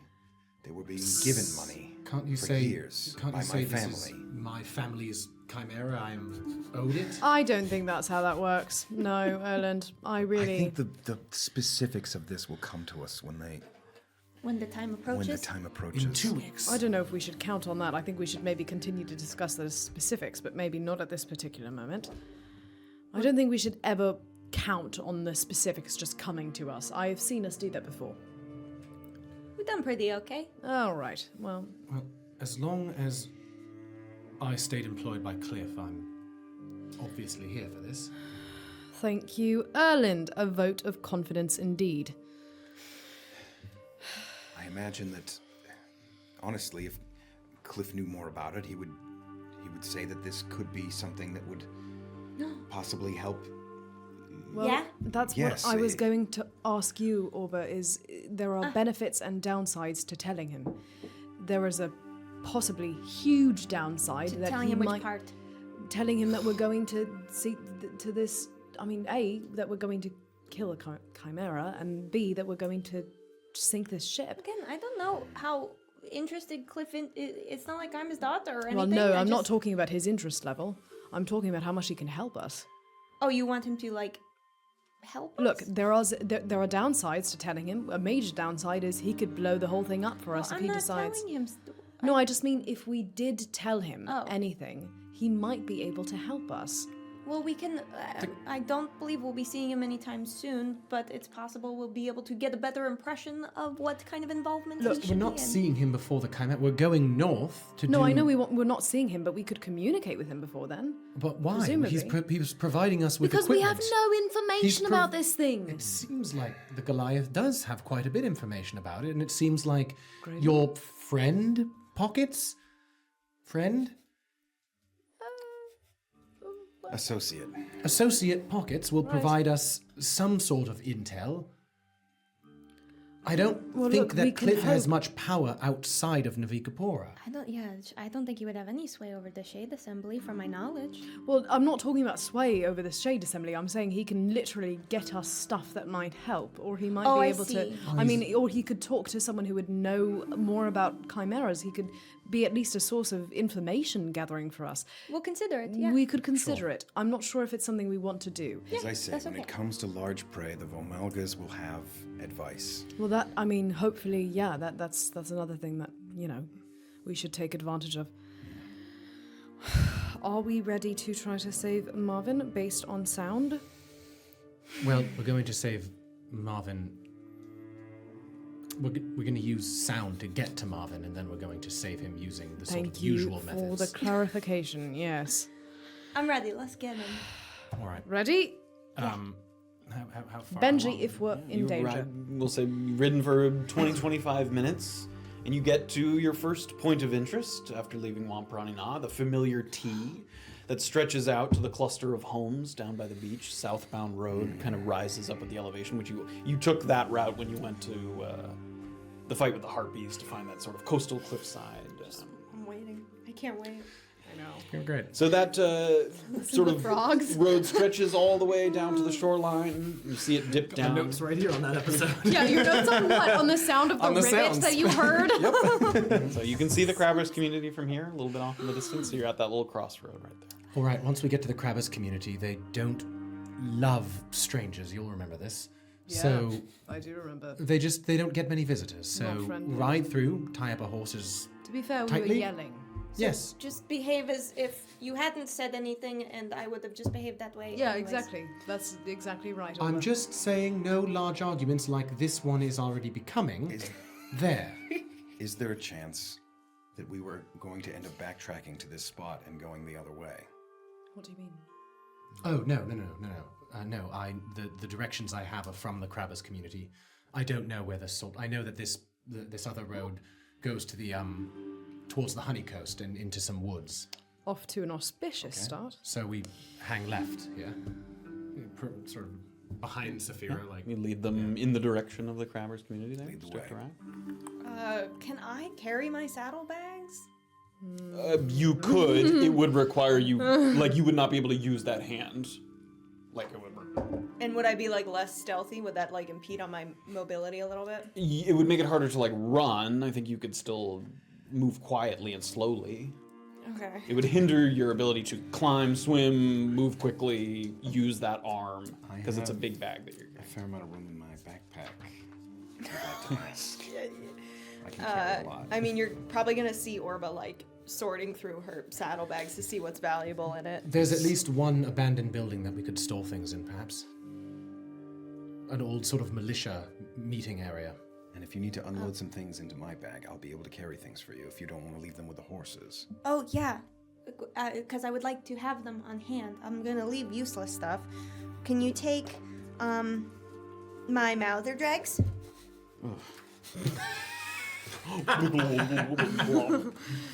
Fine. Fine. Are They're you so ever going to cool. find any use for those, do you think? Yeah, for sure. They replace magical components. Oh, is there like 4 bottles There's of 2 this? of Right. them. Okay, 2. Okay. 2 Mouther dregs, my potion of water breathing, Okay. and 2 pestifer canisters. Ooh. And my Oh, sending right, stone, just because I Pestifer. don't want it stolen. I forgot about that stuff.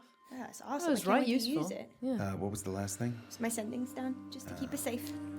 Does anyone have a healing potion? Yeah, I I have do. some, yeah. You have one? I've got 1. I have 2. You have 2? Why? Because I have none. Oh, well. I can give one to you when you need it. All right. Yeah, I've got one. Do you want it? No, everyone should just be wary. Just want to make sure we had healing, because We you have healing. can't We have heal. it. Okay.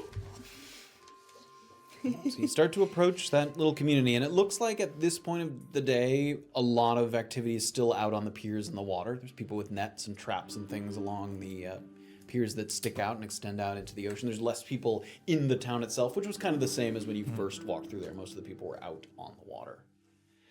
And you're riding along kind of slowly on horseback, but it turns into a little bit of a rocky, sandy mix where the hooves kind of plop along, making a little bit of noise. Everybody give me perception checks as you're riding through here. I'm back, baby. 21. 3. 12. 8. What would you guys do without me?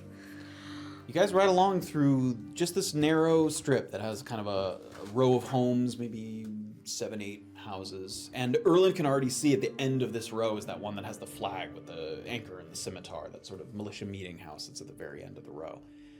But Orba's the one to kind of look ahead, and you just see, and it would be hard to tell because the staircase is kind of a light brown, sort of a weathered wood from being next to the ocean for so long. And the person that's sitting on the steps of this meeting house is wearing a very similarly colored jacket, a sort of leather jacket of a light brownish color. And he seems to be tucked in very tight because there's a breeze coming off the ocean that sort of seems to be sort of chilly if you're not out and about and moving, or like some of the crabbers are. And he's tucked very sort of tight against, and occasionally kind of lifts his head up and just looks around a little bit.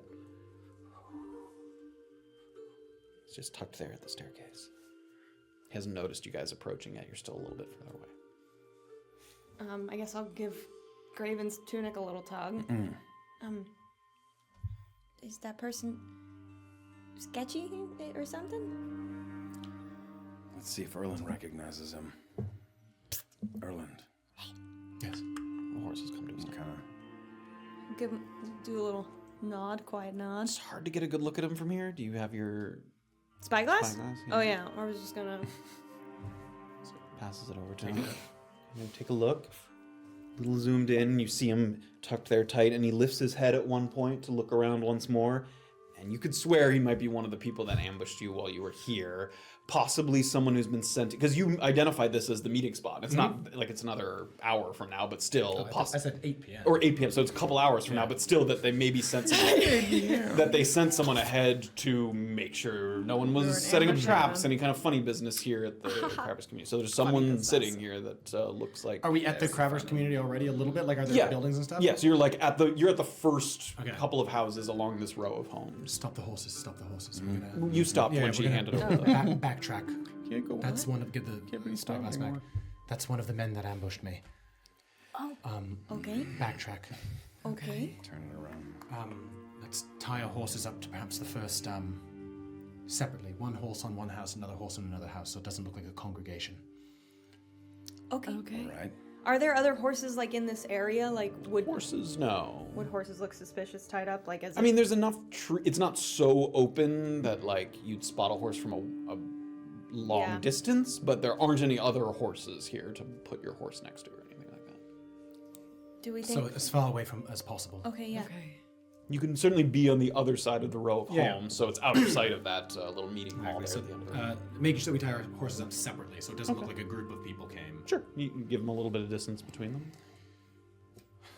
All right, so we have to be careful. Okay. So, Erland, you're quiet and you're fast and you can knock someone out with your hands. I think you go in first. No, I think we walk around him entirely, bypass the whole thing. Okay. Ready? Because there's a way, Well, he might I have- assume, around the sort of Crabbers community, right? Sure, yeah. Great, yeah. It's just your recollection of the sounds. You're tracing it. Right, but From I where would you be went. able to like if this is the like house that I remember and he's sitting somewhere over here. He's sitting on the steps of. Oh, he's sitting on that He's house. literally on the steps to that house. Oh, he's on the steps of that house. Okay. Doing something to the lookout is a good way to alert them that we are up to something. I think we do. We leave him alone. That's true. Okay, let's go around. All right. So I'm going to sort of start to lead the way, and I want to go. It's like, help me picture this. So is there like a row? So it's basically like the ocean is on one side, and then there's a little strip of beach, and then a row of houses, one long row of houses. And he is at the last house on the steps, on the front steps. So if you went around the back of the house, he wouldn't see you. Right, You'd have to right. be quiet, but Okay. he would Oh, be able okay, to see great. you. That's what we So will. he's then on it's- the ocean side of the row of houses. and it's totally. Oh, he's on the ocean side. Yeah. And That's where you were riding long horses, then you backed up and you went, hit around the back. okay, so we're gonna walk behind the houses then. Yep, so you'd be walking around the backside. Yep. Oh God. And Here we go. if we're along the beaches, would we be in sight of him, or is it the other way? Is he Yes, looking? if you're walking along the beach and you walked past that house, you'd walk right in front I of him. see. So if you're walking If on the we're on the non-beach land side, yep, side, then great, you great, would great. not be passing. And that is, in theory, the land side is the side that I came. That's southwest, correct? Yeah. Great. Great. So I'm gonna walk along the land side. So you walk And I'm around gonna, that row of keep. We houses. can keep our distance actually, because if that's where we're gonna have to branch off, we don't have to get close at all. Yeah, so you guys have a little bit of space between Great. you and the row of houses. And in addition to that, you're at a little bit of an advantage here because the sounds of the waves are coming in. You hear that Ah. coming in. And you sort of, each time you take a few steps forward, and the ground is, again, sort of sand and stone, so it's not twigs and thickets that would make a kind of sound as you're walking. Just, if you're on foot, just taking your time, quiet steps, moving along the back row there. Do I, as we're walking, see to the southwest of that house that I was at? Do I see sort of a like it's gradually sloping up? Give me a perception check. On the front there. Here it comes. Gonna have a lot of these. Okay, 8. 8. The whole terrain itself starts to slope up, so you don't have to go in any particular direction for the ground to begin to slope up. But what you are able to see, maybe if you get a little bit closer, you do remember that after they dropped you off and you opened the door up, there was like some deep cart tracks because they had to cart you back. That you were able to kind of discern the angle at which you came from. So you think if you got a little closer and got a look, you'd have a pretty good trajectory of where you were. I'm gonna lead the entire group since we're all kind of moving quietly. I'm gonna lead the entire group some distance southwest, so then I can backtrack a little bit by myself and perhaps see the tracks. Sure. Everybody give me stealth checks with advantage as Erland's leading you, with a decent gap between you and the lookout. Natural 20. Oh, natural 22. Oh, thank God, 6. 22. Wow. So the group, Erland picks a route that, once again, doesn't walk over any kind of I was the one who terrain saw the guy. Rolling Orba. that would make any undue noise. And the ground starts to slope up a little bit, and the trees, immediately as you're passing beyond the row of houses, it's not a thick woods, but the trees start to be in more abundance. It's not as sort of sparsely spread out. And then Erland, you can motion for them to stop for a moment. Stay here. I'm going to see if I can find some wagon track marks that I saw before. Okay. Okay. Have a hiding spot. Okay. I'm I'm gonna look for a tree that I can there's a kind bunch of of trees around here. slide behind. Sure. You can certainly put foliage and trees between yourselves and the lookout. Yeah, I would like to. Sure. So remembering kind of where I saw it, I want to sort of slowly make my way Peeking out. northeast, trying to find what Each I tree. saw before. Great. Give me a stealth check as you approach, because you're having to get closer to that lookout there. 23. Right, 23.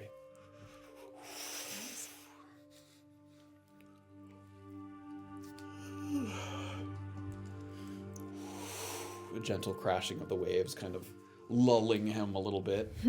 Get close enough, take a look, and you can still see those deep indentations in the kind of... It's like damp sand, so those tracks, last a long time until the water starts to kick up there. So you get a nice, clear trajectory of where those tracks are headed in the general direction you were headed, but now you have a clearer idea of exactly where Great, they're so now going. I'm going to sort of quietly move away following the tracks, and as I get closer to my companions. Okay. All right. Erland gives the motion. Everyone kind of, if you were watching from the outside of the woods, you watch a few figures kind of emerge from behind trees and move deeper and deeper into the woods. And as we creep closer and closer, that's where we're going to take a little break. Oh my goodness. First challenge overcome. Lookout none the wiser. Wow, I'm shocked we found them based on the ribbits and crickets that you heard. we haven't gotten to the Oh, we Ribs and haven't gotten Crickets to yet. the Ribs. Ribs and Crickets is like 2 more slots. Oh, that's right. We haven't sneakered it You up buried quite the lead yet. on the wagon tracks there. That's useful. I know, but you guys just trusted Erland for a second. No, impossible. The fact that we're Impossible. fucking here right now Impossible. is a vote. Yeah, that's true. That's a While that's a Erland huge creeps vote of closer confidence. to get a look at the tracks, everyone's in the woods being like, if he dies, we're out. This is the last time we ever trust him. rescuing him. No. It's a day Just at the leave beach for him. me. We're just gonna leave him. We're just gonna leave him. Beach day. We will come back after the break Oh. with much more sleuthing anywhere. to do. Don't go anywhere as we try to track our way. And Erland now, with all of his senses, he's going to get a look at what he was only able to discern through ears last time. And he worked hard to make sure that he was All even those- conscious for that. That's true. That's I that's passed a true. performance check. You unlike some of us. asshole. You know what? I don't think I've ever done my thing So barrel.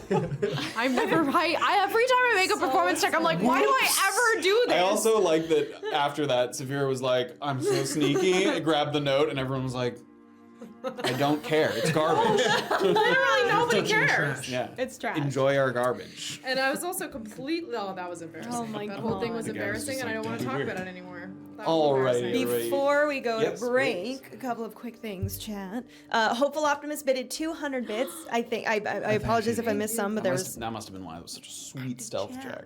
Oh yeah, that was. there you go. And then Lom Fo PHO gifted. I know. Well, I don't know how to say it. Lo like McFo. Lo McFo. What did she do? She gifted 5 subs. Thank you, did? Lo McFo. Oh, That's thank you. adorable. Thank you. I've never said it out loud, so Lo McFo. I just read Lom Fo. That sounds way worse.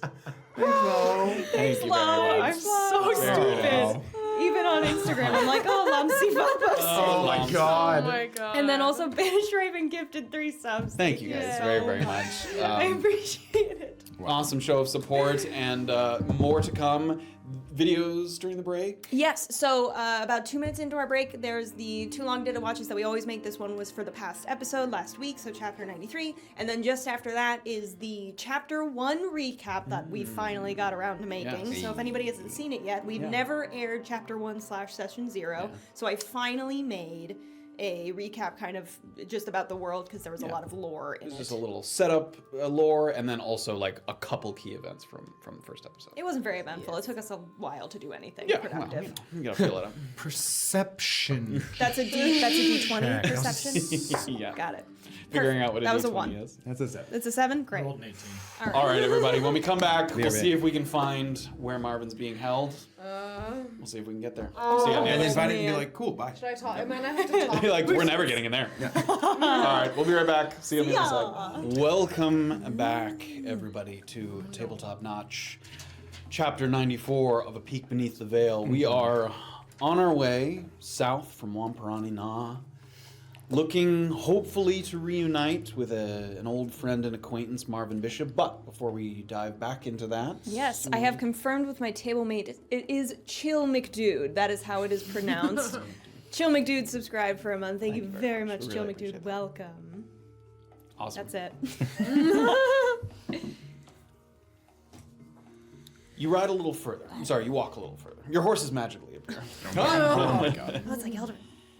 You walk a little further, the terrain sloping gently upward, as Erland was expecting, as he sort of followed the trajectory of the tracks deeper into this forested area.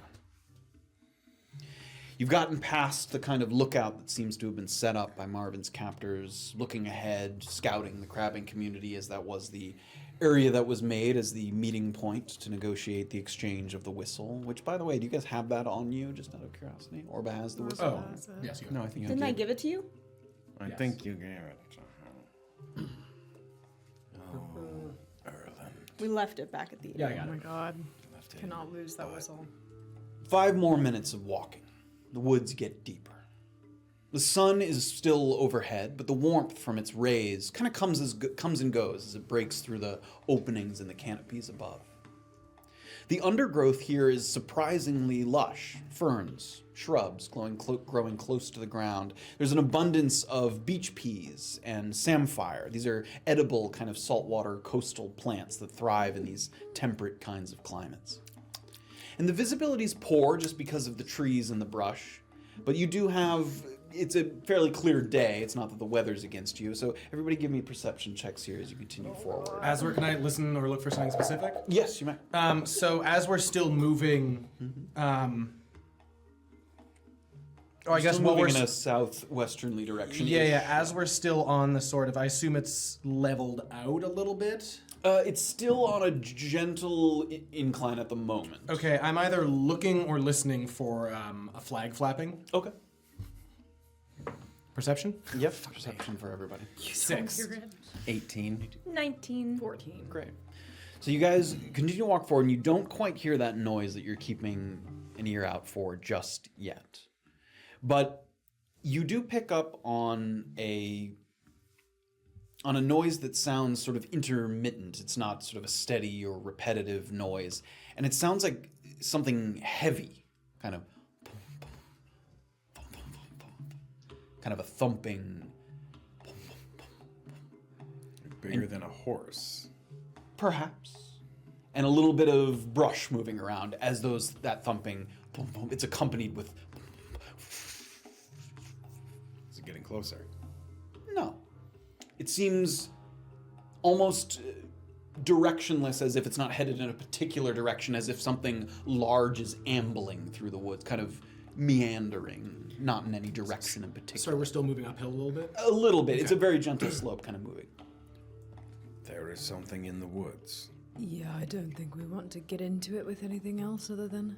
This No. isn't one of the sounds that you've heard No, before. if anyone, the next sort of thing we're looking for, listening for is a flag flapping Okay. while we're still more moving thumps. uphill. Everybody give me stealth checks. No. Oh. 7. 9. 24. 15. A couple more heavy thumps, and it seems like it's still a decent bit in the distance. In fact, you're surprised at how distant the brush sounds because of how heavy the steps sound. And with those of you that rolled a little higher in your perception earlier, you see a figure weaving between the trees a little bit. And it's vaguely humanoid in shape. But then you watch as it seems bipedal at one moment, and then it bends over and goes on all fours. Do I recognize this creature? Does it seem like a monstrosity of some kind to Give me a perception. Give me a nature check with advantage. Nature because check? it is a monstrosity. We don't.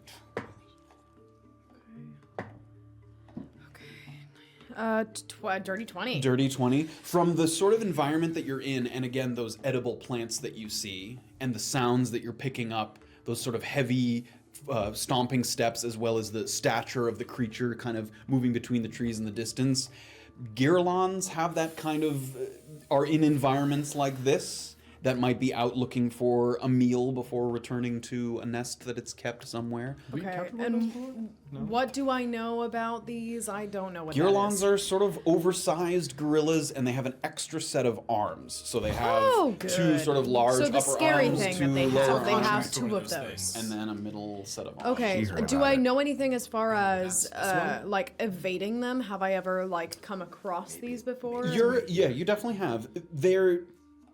They're not inherently hostile creatures. They won't like attack on sight, Okay. but they spook easily. Like Okay. they will perceive anything as a threat, a loud noise, you coming in their direction. Like they will easily assume the worst if they see something. And I don't know anything as far as a way to communicate. Like with a bear, you would get up and make yourself bigger than you are. If they are not scared in that way, you would not be able to scare one off with your physical And I form. wouldn't be able to do the opposite of that and make myself seem so non-threatening that it wouldn't be interested. You could make yourself seem non-threatening by not being detected. By not being seen, okay. The ground creatures layout. are scared and cautious enough that they would play it safe. And if something shrunk away, it might just pummel it, knowing that a Right. dead thing won't, do anything to you better than. Okay. And this contract was.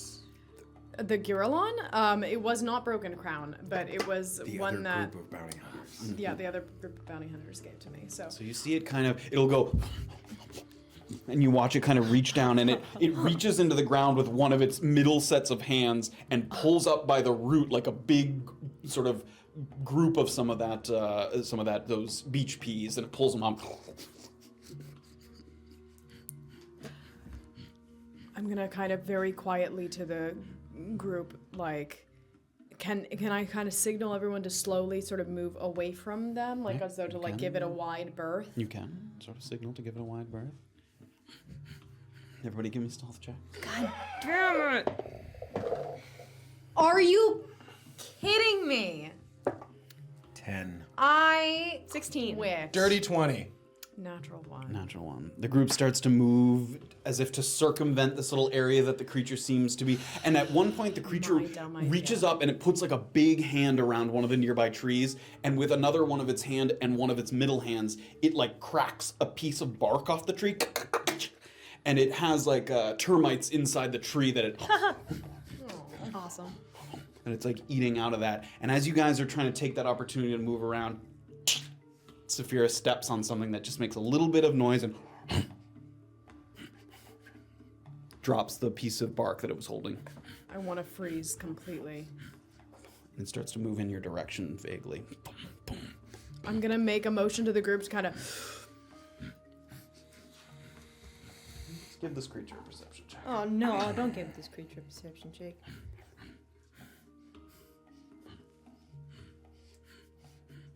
Gets a little bit closer. And Safira is sort of motioning with her hand. You can hear on the other side of a tree like a.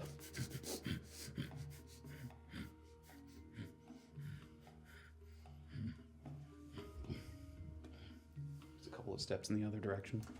And it looks like it sees another sort of bushel of some of that samphire that it goes over to.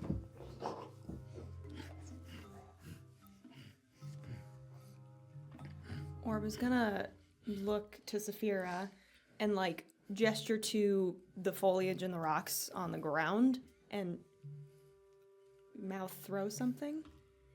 Okay. I don't think so. I'm scared. Can Erland look at Orba and like.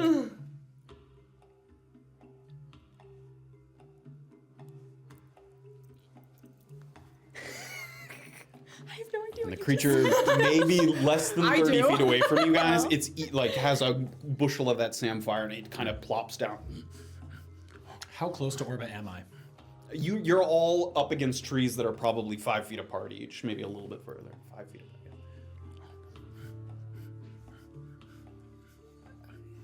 Okay, we're gonna move. You guys start to move between the trees there? Give me stealth checks. Oh Yep.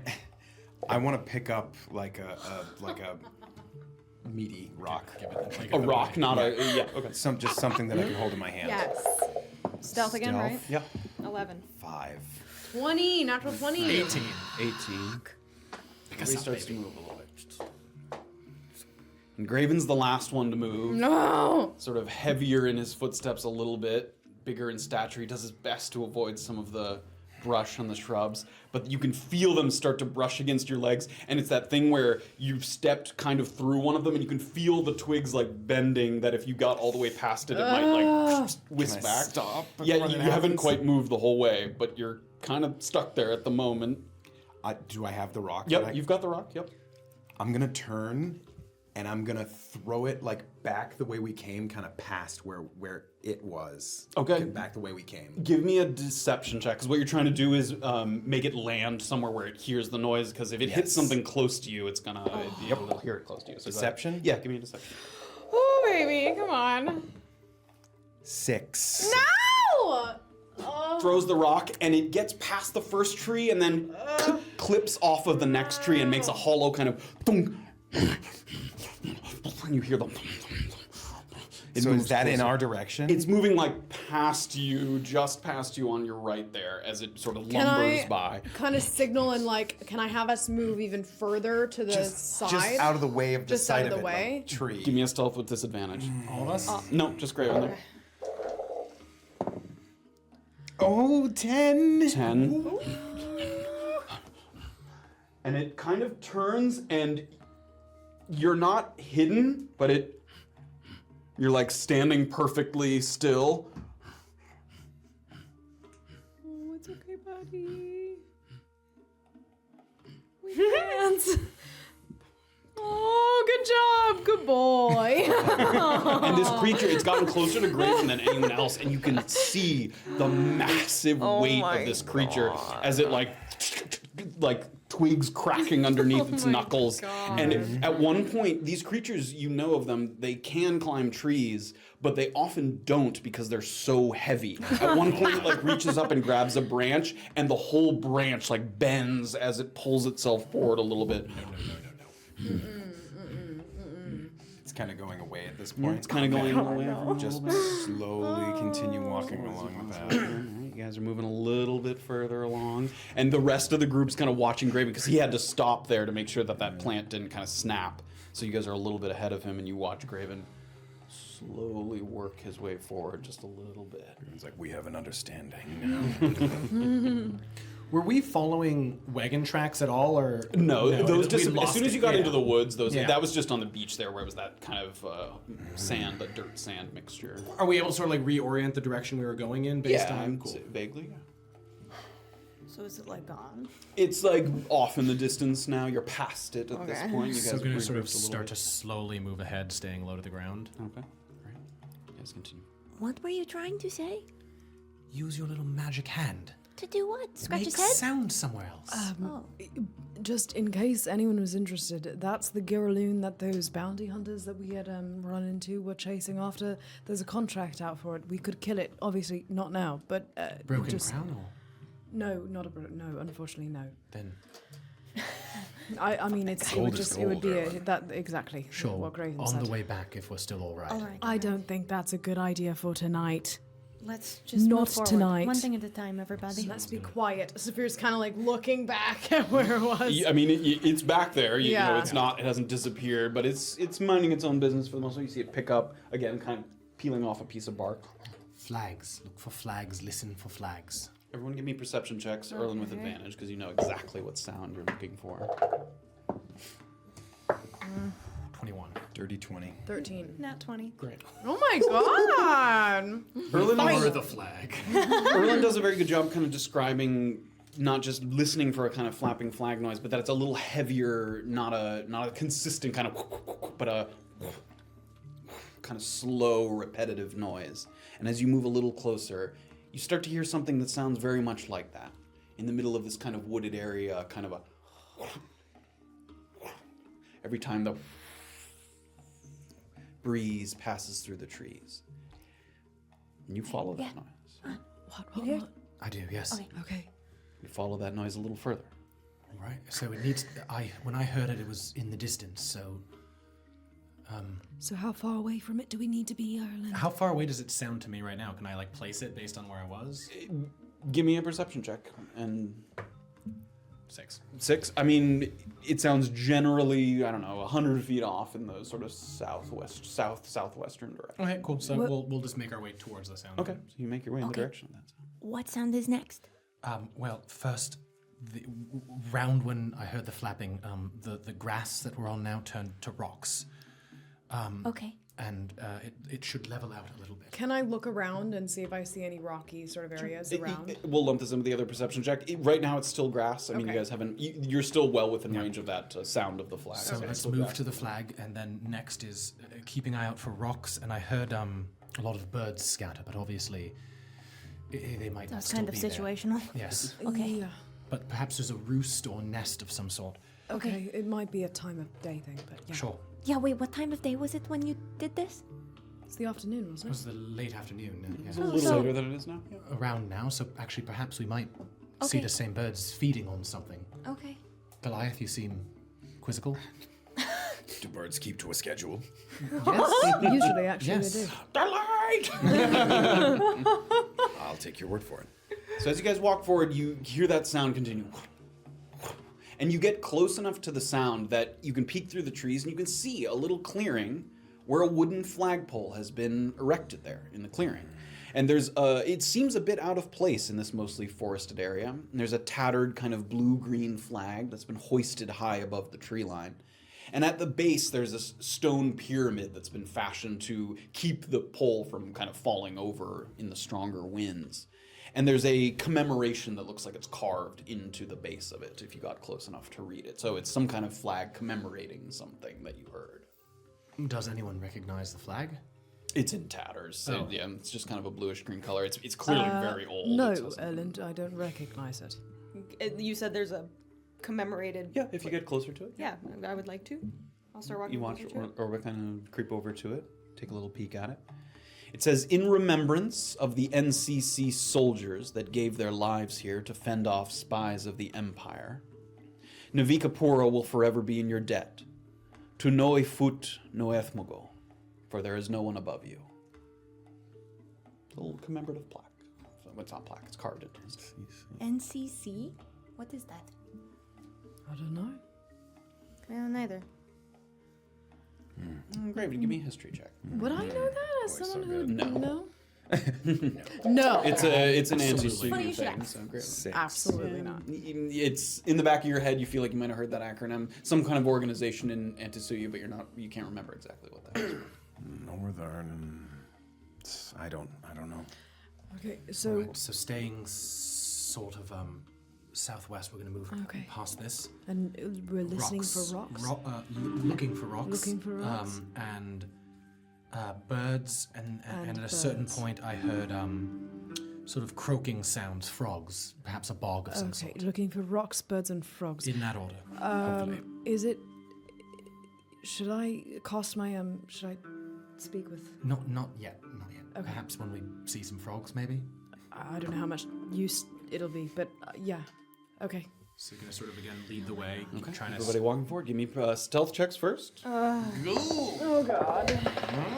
I'll keep that. 12. 17. 13. Okay. And give me perception checks. Erland, you can make yours with advantage. Know what you're looking for. 16. Ah, 10. 22. 9. Creep forward again, stealthily moving through the trees. And what's assisting your movement is both the breeze bristling a lot of the branches and trees. You're able to cover the sounds of your footsteps. And then, as you might expect, the ground starts to get a little harder. Kind of turns from a soil to a kind of rocky dirt mixture, and then to kind of almost more solid rock. That makes it easier to plan out your footsteps and not accidentally step on something that you didn't mean to. Thank Jesus. And a little ways in the distance, you see a small pond. It seems to be a popular watering hole for wildlife. There's a flock of brown-feathered, long-necked cranes standing a few inches deep in the shallowest parts of the water. There's at least a few dozen of them kind of meandering, a few of them kind of preening at their feathers. And while they're kind of minding their own business, you do, as you did when you presumably passed by in the cart, these birds could spook, so if you got too close, they might, flutter off in a kind of a loud flock noise. So you just have to be mindful of that. But you see that group of birds kind of... No croaking here? Not here, no. Just birds. All right. So, birds, rocks, not hearing the frogs? No, so that should be coming next. I would say don't talk to these birds. They seem to spook easily. Okay. They're going to be smarter than the frogs, just letting you know. But I don't want you to startle No, the birds. I'm not saying you're wrong. I'm just telling you if we were going to get information, we'd get more from the birds. Right, because they could also fly up and perhaps see the... Exactly. Again, is there a problem, Goliath? I'm just learning a lot of things tonight. So should I do the thing or no? Give me a perception check, dude. Six. 6. You're looking for kind of maybe an opportunity that wouldn't spook the birds. There's maybe one or two that have separated a little bit from the largest portion of the crane pack. So if anything, you'd want to approach one of those that wouldn't spook the whole group, but they're not terribly far away from the group, so you'd have to be careful. It's possible, but you'd have to be very careful. It's possible for me to try. If it didn't work with the crane, I could get a frog, maybe, if we kept moving. It's too risky for... the bird's not going to tell us where Marvyn Bishop is. Okay. I mean, they might tell us where a group of people have been, though. I mean, really, they I think it's be... too risky. Perhaps if we get lost, we can ask them. Okay, sure. So we're going to try and create like a pretty wide berth around the sort of watering hole. Stealth checks from everybody. Follow Erland's lead here. Nope. That was really loud. 4. 12. 22. 22. Way. Group as a whole, moving very stealthily, giving the pond there and the birds a nice wide berth as you continue forward. And as you start to get around this lake and move forward, you hear a little bit of sounds of lightly flowing water starting to get picked up. Not like the intermittent sloshing of waves against the shore, but a steady kind of, like a quiet stream of some kind. And following that noise, inching closer and closer, you get to what in the distance, maybe 70-ish feet off, looks like there's a drop-off with the rocky terrain. There's a sudden decline.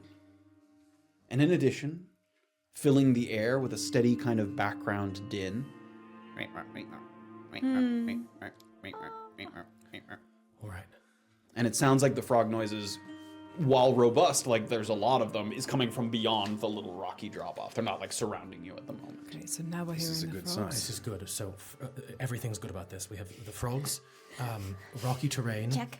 And I started to feel myself moving uphill, so that would be the downhill Okay, portion so of the where journey. is the place where they would be hiding? So, I also heard after the sort of downhill portion sounds of water, perhaps a lake or a pond. So, once we get sight of that, Are you sure we don't want to scout this before we go down? What if I we're think going let's down get into to a the group of ridge people? and then take a look. Take a little Okay. look. So let's all stay very low. Okay. So we're gonna sort of I'm stay gonna kinda low as crouch. we get to the rocky ridge. The ground is solid enough, and you guys know that you might be approaching an especially precarious moment. Everybody stealth with advantage as you move closer and closer.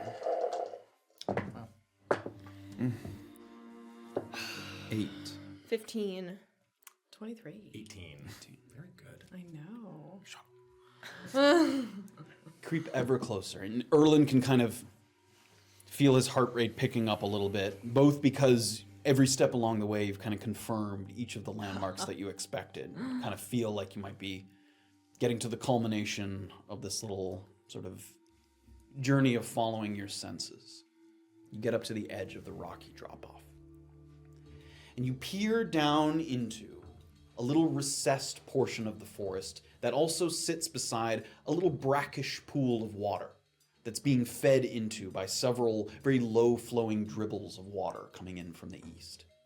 As streams typically run out toward the ocean and not vice versa, it's possible that the low elevation here has allowed for the culmination of overflowing tide pools near to the shore that once they fill up from the tides, they start to dribble out and seep sort of down the terrain further inland, the rocky ground allowing the water to travel further than soak into the earth and soil.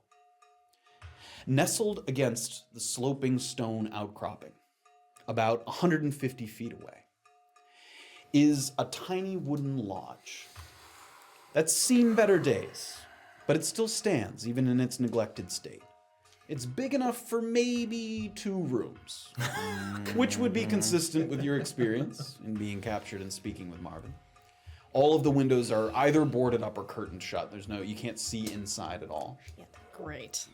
Great. Scattered throughout the area is at least a dozen, maybe more, men and women that look physically strong, but mentally tired, perhaps weary from travel, from camping in the wilderness.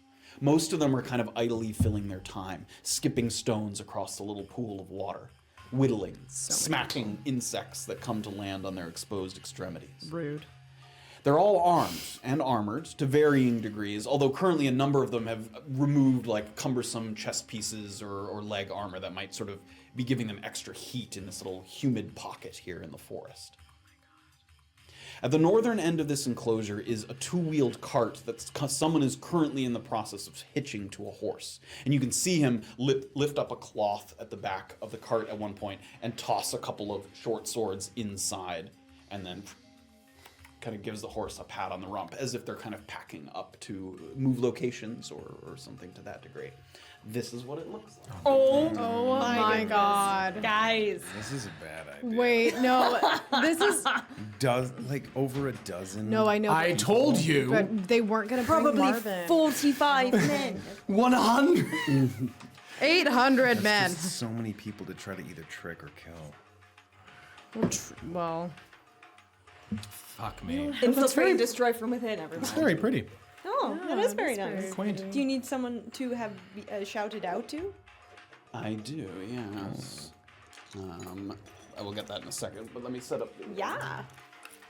Oh, this is going to be terrifying, and Great. I know it. bring Like, up I already the know this is larger going to go bad. So mean, we're not you starting a guys fight. are approaching from my side, so coming this way. So you can see the edge. This is all, we'll say this edge here is all sort of a rock, 10-foot rocky drop off down into this little area. You can see it over here on this portion as well. So we're literally we're standing there. like, right there. You're a little further back just because of this size. So yeah, you're like off the map, kind of just to the edge there.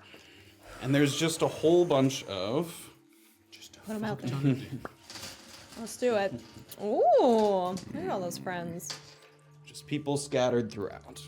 Erland should feel vindicated just for the fact that there are as many men as he is. It's not just like a bragging that there guy. Well, he It's said like, a dozen. He see, didn't guys? say 20. See? Matt, I mean, are. Some could be inside. in the 2 romance. I also killed at least 20 guys Okay. myself. Okay. Of course. In your sleeve. In my sleep. I was barely trying. Oh, he's got some nice bare dams, that Not one. to say, this guy's also very jaunty. Yeah, look at him, indeed. I am skipping stones. I've seen thicker. No one else knows the Skepta song Too Many Men, right? That's No. what's playing in my head right now. Don't Too many got it. men, too many men, too many men, too many men. So that is the scene that you see below you. You can even use. You mean too many dicks on the dance floor? It's Too Many Men. No, it's called Too Many Men. It's by Got it. Skepta. Sorry. It's a grime song. How dare you?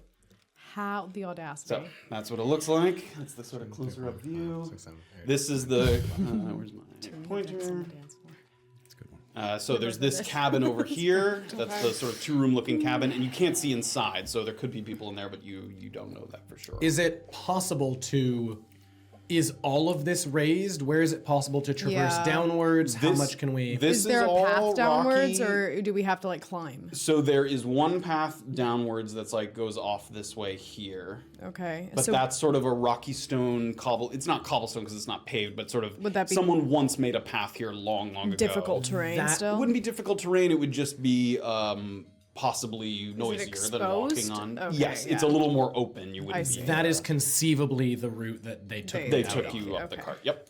If we were to traverse around here, would that be relatively easy to sneak around and get over top of the house? Possibly. That's still on the raised terrain on that Yeah, side. yeah, yeah. So you. So like this yeah, guy's not actually super close. We'd be how many feet up from this guy? 10, 15 feet. It's not a big Oh, drop it's not, off. okay. It's a sort of a long, slow drop off. Yeah, I mean, because there's 2 drop offs. If you can see, there's this cliff here, and then this cliff here. So there is 2. So again, the drop offs are like 10 feet each. And what time is it? It's probably around 4:30. And they would have to leave at around what time to make it for an 8 p.m. meeting? In Not for a while, a couple hours at least. Anybody got any good stories or anything? Oh my god. Come back to. Oh, who do you need to shout out for the map? I have to look that up. Okay, never mind. It's cool. I have to think about We what made the it. fuck to I do. will. I Regard. will. Yeah, I know. So So you guys can, where you are at the edge, you're pretty far from people still. There's a little bit of trickling noise. There's a little bit of croaking all around that would cover up. You could have a quiet conversation without someone hearing. I know you said that the cabin is like the windows are not open or like they're not exposed. There are windows. They're either boarded up or curtains are closed. Can I see light behind any curtains? Give me a perception check. Do you want my I spyglass? cannot. 5. 5. Not that you can 5. tell I from here. cannot see anything. Can Orba take out her spyglass and try to get a? Oh, sure. Give me a perception check for the spyglass. Dirty 20. There is some very faint, dim light inside the cabin, peeking out from between some of the center portions of the curtains. So I'm gonna kind of like. There's none. I can see all these guys, all these heads. Yeah. No one looks like Marvyn, right? No one looks like they're standing over, like guarding anyone outside. No one looks like are guarding anyone outside. That's correct. Yeah. Okay. No one is. None of these people are shackled or in Okay. any kind of Spyglass. bound in any way. I want to look at all the guys with the spyglass and see if any of them are the sort of de facto leader I've spoken to a couple times. You definitely recognize some people that were there for the ambush, not the guy that you spoke to in the house with Marvin. Pass it back. Okay. All right. I told them they're still here, which is good. I told them I was going to meet them at 8 p.m. at the Crabbers community. So we've Okay. got time before So they leave. there is an option to wait for some of them to leave. And you think that when they go to meet you, they will not bring Marvin? Well, if they do, bring Marvin, then there'll that's when we probably start be less attacking. of them. They're not going to take all Okay. 12 You people. don't, I mean, we you can don't think ambush so? them on the way. What's the point of having other people hang out? If they're not protecting something. If they take Look, Marvin if I off, were then we're them, gonna be if moving, I were right? them, Right, and right, Marvin right. were the prize that we wanted, I would absolutely not bring him to the meetup. So we're imagining that they possibly will be splitting up. What I'm hoping, and I could be wrong, is I'm hoping that several of these men will leave, and they'll leave Marvin behind in that house. Or take Which him is to where I some think he's other being kept location. already, because I don't see anyone out here that's guarding anyone. So I'm assuming that Marvin is in the house. Sure. If we wait for another hour, 2 hours, maybe they will thin out and we can break into the house before they come back. At the very, very least, we should spend some time, just like when we helped the Radiran Elves, we should spend some Yeah. time watching and scouting. Oh, when you were with Marvin, how were you tied up? Were you rope? Manacles? Rope. Rope, right? Yeah. It was, yeah. Because there's also a possibility where if I can get a good enough look at one of these people, I possibly disguise myself after some people leave and I enter the room and give him something to cut himself. What if he freed himself? What if we enabled That's a him good to idea. do that? That's What a I good was going to say possibility. is, what if I asked an animal to bring them something like that? That's also possible. Could an animal walk in? To Is there a cabin? chimney? I mean, an animal could walk in more easily than we could, probably. Let's take Yeah. 30 minutes to just watch and see. These are all good ideas. Okay. There's also the option of I can tell you the inside, and I'm going to describe the inside. There are 2 rooms. Okay. And I was being held in one room, Marvyn was being held in another room. I assume, based on the sort of layout, and correct me if I'm wrong on this. Yeah, you were actually, when you woke up, you were in the same room. Right, but he they was brought him dragged into- into a different room after. What I was yeah. going to say is that it seemed to me like there's one room where they're keeping him captive, and there's one room where they're sort of hanging out with their things. Possibly, yes. Okay. I would assume Marvin's in one of the rooms, perhaps with a guard or 2, and I assume that there's another room where they can perhaps rest. That's sleep. what I mean about sending an animal. Even if we couldn't get an animal to get him a weapon of some kind to free himself, what we definitely could do is get an animal to determine which of the rooms Marvyn is being held in. That way we know which one to get into and which one to avoid. Well, the rat did a really good job that last time. Are there That's rats what I was nearby? gonna say. I Have mean, you seen any? I'm sure that I'm looking around. Like I'm gonna kind of look around and Sure. look. I'm sure I'd be able to find something. Squirrel or something. A bird, a small rodent. As long as it's something of intelligence, something that can actually understand what you're asking for. A turtle, maybe? I don't know. Are turtles smart? Very slow. Turtles are smart. They can be fast. That's not true. These people Loud. are tired. Yes. If they do split up, even if, say, a half a dozen of them leave and we're left with the other half a dozen, and we create some kind of disturbance, like lighting the building on fire or something. That's a disturbance. Well, the thing I worry about with lighting the building on fire and the situation I don't want to get into is their friends have just left, gone off to meet us, and they suddenly see behind them a big billowing cloud of smoke and say, well, fuck's sake, something's gone wrong over there. We would And then wait. we're down there with the, trying to fight off the people who have survived the fire while their friends are on their way. We're trapped.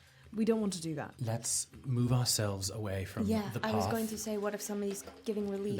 Let's move ourselves Right. away from the path Good call. and spend half an hour Okay. observing. Okay. So we're going to sort of lead the way, still keeping a distance, but just leading our way away from the path. I will say, a fire, it sounds nice, but it will create a chimney of smoke. Forest fire. What about... No, just a way of seeing it in the sky if other people see it.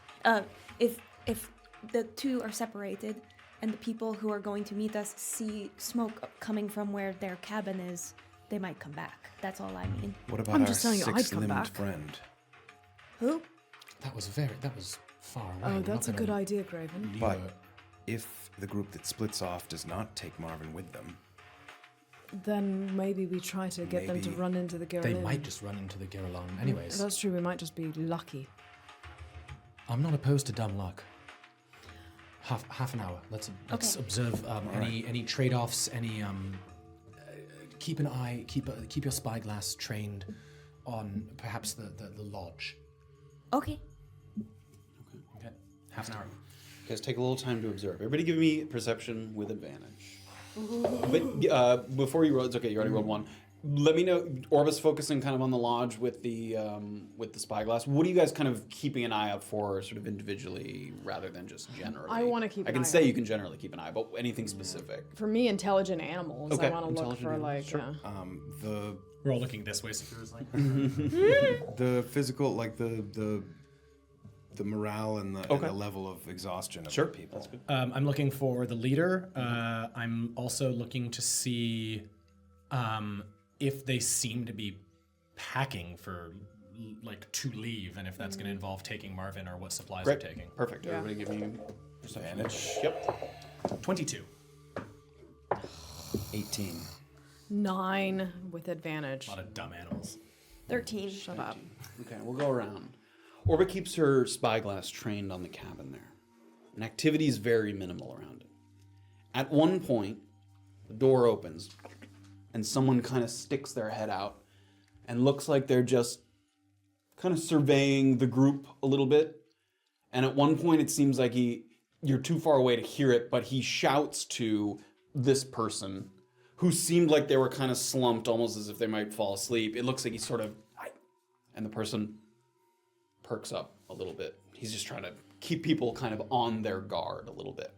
When that guy pokes his head out, Orba's gonna keep her perception up, but she's gonna wave one hand to Erland a little, in his direction to try to just get his attention. And Yeah. Erland takes a look over. That looks like the man. So, The man. The man with the guy and the thing. The man. It was a man in the thing. Let learn man. at least one person in the cabin that may very well be the leader of this guy. sort of group. The leader of the pack. Oh. So that's the only thing you observe during that time. Activity is very minimal near the cabin. Okay. Graven takes a look around. You're looking from person to person. And if you closed your eyes for 30 minutes and then opened them back up, you would think that 5 minutes had passed based on how little people move around. People are, seriously, they look bored out of their minds, tired, run down from days on the road. You get the impression that for security, safety, they've avoided stopping at, cities, towns, anywhere where they could be identified. They all look like they've been truly run down. I mean, they're not in bad shape, but some of them look a little skinny, skin tight to the muscles as they've sort of been emaciated, a little hungered. So the morale here seems low. I mean, it doesn't necessarily seem like they're ready to give up, but it's not, a group of sort of hardy soldiers, on a crusade that they're, feeling good about. They've certainly been on the road for a long time. As Erland looks around, over near that wagon where you saw someone toss one of the short swords in, they go back and forth between, there's a couple small tents that have been set up near some of the trees that look like bedrolls have been thrown inside them. And that person repeatedly goes back and forth from a couple tents, throws another short sword in, goes back to the tent, throws a couple spears in, goes back to a different tent. No weapons. Takes a couple bags of sort of sacks that you can't exactly tell, supplies of some kind, tosses them in the wagon. Puts a lot of stuff in the wagon, and the impression that you get from it is that whoever's moving out with that wagon, it could very well be all of them. They're loading up that much in the way of supplies. It doesn't look like they're only loading up enough for a couple people to leave. It looks like they might be loading up for everyone. Does it look like they're leaving to leave because they said we will be like leaving for good that night, or does it look like they're leaving for are they leaving stuff behind basically? After 30 minutes, they've packed up a decent bit. It's hard to tell if they're packing up everything at this point, but they're packing up a lot of stuff and not just like weapons. So Okay. you could get the impression that it's possible that they might be packing up to leave, but it's a little hard to tell at this point. Do I see any this might be tough. Do I see any magical items or anyone who looks like they might be magic inclined, given that they were kind of accused, sort of saying they wanted to protect against magic? Of the people that you've seen, no. I mean, again, everyone here looks like they've been in a fight in their life. You don't see any schlubs or just villagers who've been thrown into this mess. These are people that have been trained and are here on a mission, but nobody's carrying any kind of item that looks magical in nature or practices any kind of magic as far as you can tell.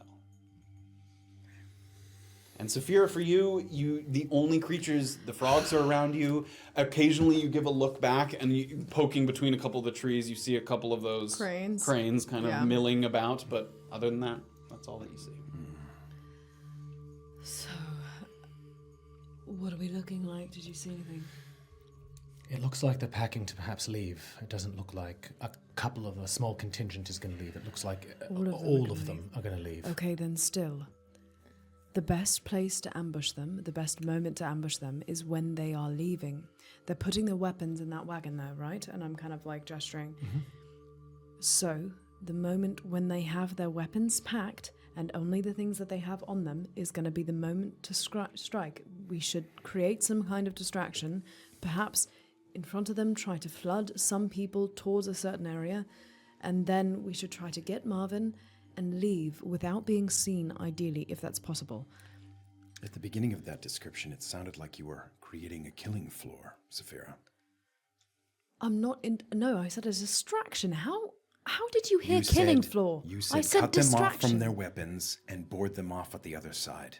That is a killing floor. Well, it's what I'm trying Do you to suggest prevent. we stand there and say, "We'll have Marvyn, goodbye"? No, I suggest that we blow something up in front of them, run when they're not looking, grab Marvyn and get him away, and then get the hell out of here. I think as soon as they see an explosion, the first thing they're going to do is go guard Marvyn. That's true. You're right. I mean, look, One other thing. Did anyone roll above 20 during that perception 22, check? I think. 22? Just Erland? Yeah, I didn't. 18, I think. Right, it was 22. So Yeah. As you guys are having this discussion, sort of figuring out what your next steps may be, as you're talking, you'll turn to your companions, talking to Safira, talking to Graven, talking to Orba. And as you turn at one point to talk to Orba, sort of off in this direction, sort of the south or the northward direction that you came from, you could swear that you see some brush moving in a way that doesn't just seem like the breeze coming through. how far away from us? Far. Like in the woods, like you're surprised even that you might have noticed it enough to the point that maybe it's just a trick of the breeze blowing through, but that you can't shake this feeling that something was passing through. Moving towards. I couldn't tell. Can't really tell. Everyone, that way, that direction. Something's moving. Put her Take spy out your glass. spy in. Do I like hear anything Down. that sounds like they go alone?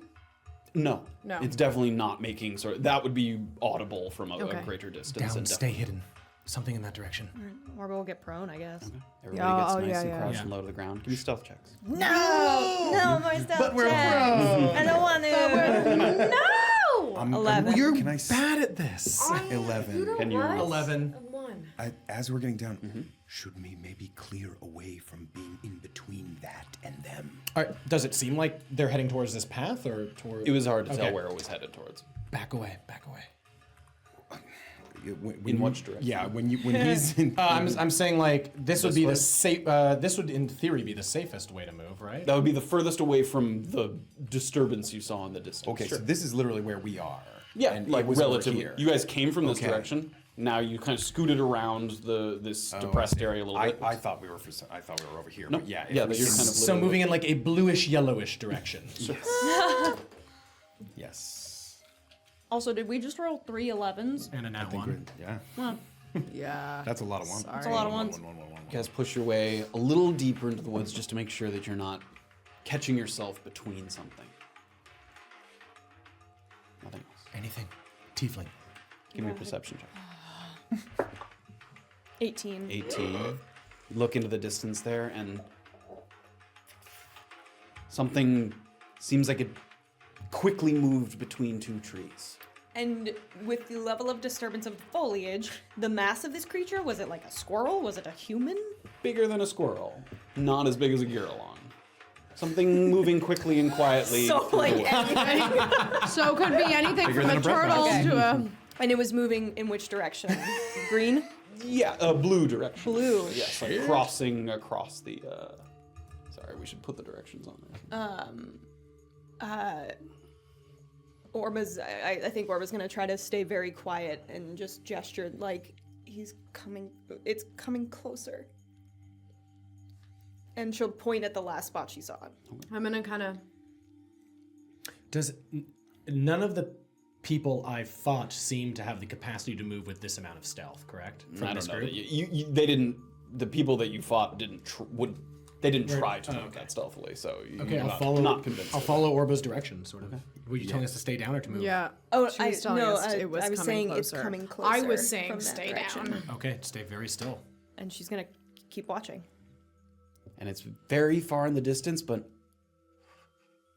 something moving across a couple trees there. It's more in a so far in this direction that it seems like it is now past you guys, like out here. Okay. Like it's scooted along the tree line in the distance. And am I getting any better sense of what size this very creature far away. is? Humanoid. I mean, Okay. you're seeing disturbances. You're not, seeing. Okay. necessarily. Seems like it's moving away from us, though. Once it Past got us. once it got to here, yeah, it moved further in that direction. It's possible In the blue it's direction. nothing, but it could also be somebody flanking us. I don't know if we want to try to. Almost certainly something. All right. Make sure you can still see me. What are you doing? Moving towards it. Okay. What? No. you want me to trail behind you, or- Why? If you lose sight of me, make sure you keep up. And I'm gonna sort of stay low and start moving towards Give me it. a stealth check. Your favorite, just doing the thing without asking permission. Fucking, I hate this. 19. Yeah, mug it up. You watch Erland kind of get up, and everyone moves like they're about to say no, and then Erland just quietly steps away from the forest there. You move a little further in that direction. Give me a perception check. Come on, baby, come on. Better than I thought. 17. 17. You start to move in that direction, so that you head off that way. And you're moving through the woods a little bit, trying to keep an eye out for the last sort of area that Orba indicated towards. And you catch sight of something moving now in a yellow direction, further that way. And it's moving shockingly quickly. You thought it would be a little further off to your right, and it moved quickly in your periphery, now in the yellow direction. I'm murdering him if it's Shakar. If it's Shakar, I'm helping. Do I still see Erland? Yeah, you can see Erland from here. Yep. What are you doing? And is it so now? There's nothing on the map. Is it moving towards me or around me? It's now moving it past you guys in that direction. All right, I'm gonna sort of. I guess I'm trailing it now. I'm gonna try and quietly follow it. Okay, give me another stealth check. Oh my god! If Oh, this that is is ultra fucking cocked. I swear to Shakar. God. 23. 23. You trail along.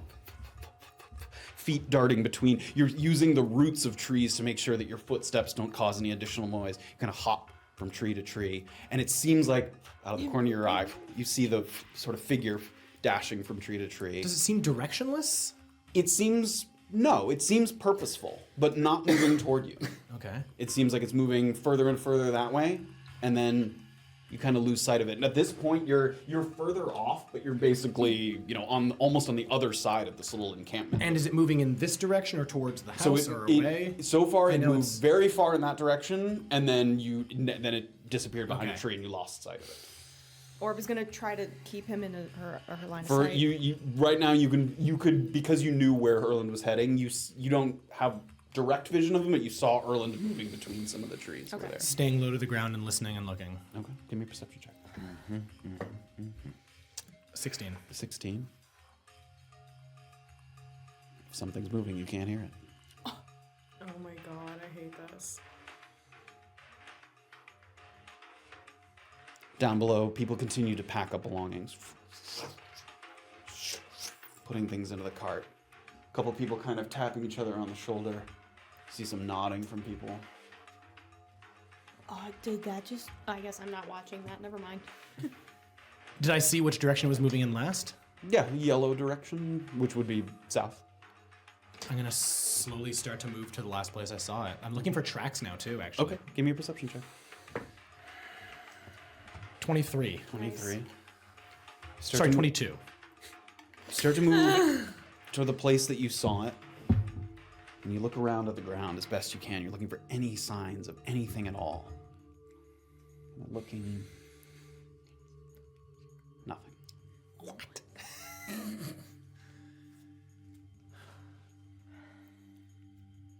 And you're guessing at the last location that it was. Yeah. If I were to whisper, am I well out of earshot of Yes. Did you just blind yourself? Putting a laser in your eye? You are well out of earshot of the ground below. Amazing. How do I clip something? I'm gonna listen for fuck off. I'm gonna listen for maybe like 10 seconds. Okay. You can you can hear the faint croaking of the frogs from down below. And as I was following it, did it seem what size? Like human sized? Yeah, like human size. Shakar sized.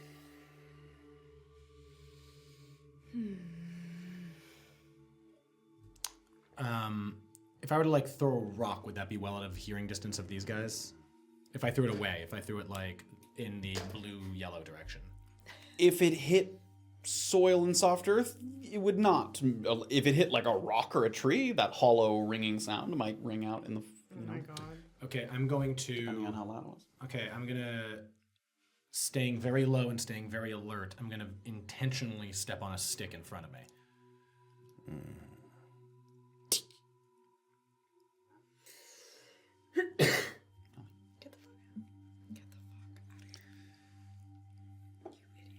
Do you still see Erland? No. No. Where was he last? And I'm gonna start quietly getting up. And Orba's gonna point. What is that? In the south direction. Possibly- Yellow is south. Raven, should Stay we out of really sight. try to find him? 70, 80 feet. We're gonna lose our opportunity if he sees us going to it. Keep eyes on this. Very And bad. Safira's kind of like, well, I'm gonna just keep my eyes locked on what's happening. What can I see what they're doing right now as far as packing? How far along they are? I mean, Several hours again, it's still hours away. know. It just seems they're in the beginning stages, but still packing. Again, you get the impression that Can they're I packing watch quite a bit of. specifically the door, the entrance to the house? Sure, you may. You can keep an eye on that. Give me a stealth check. 12. 12. Moving through, trying your best to be quiet. The brush around your ankles just kind of scraping against your boots a little bit.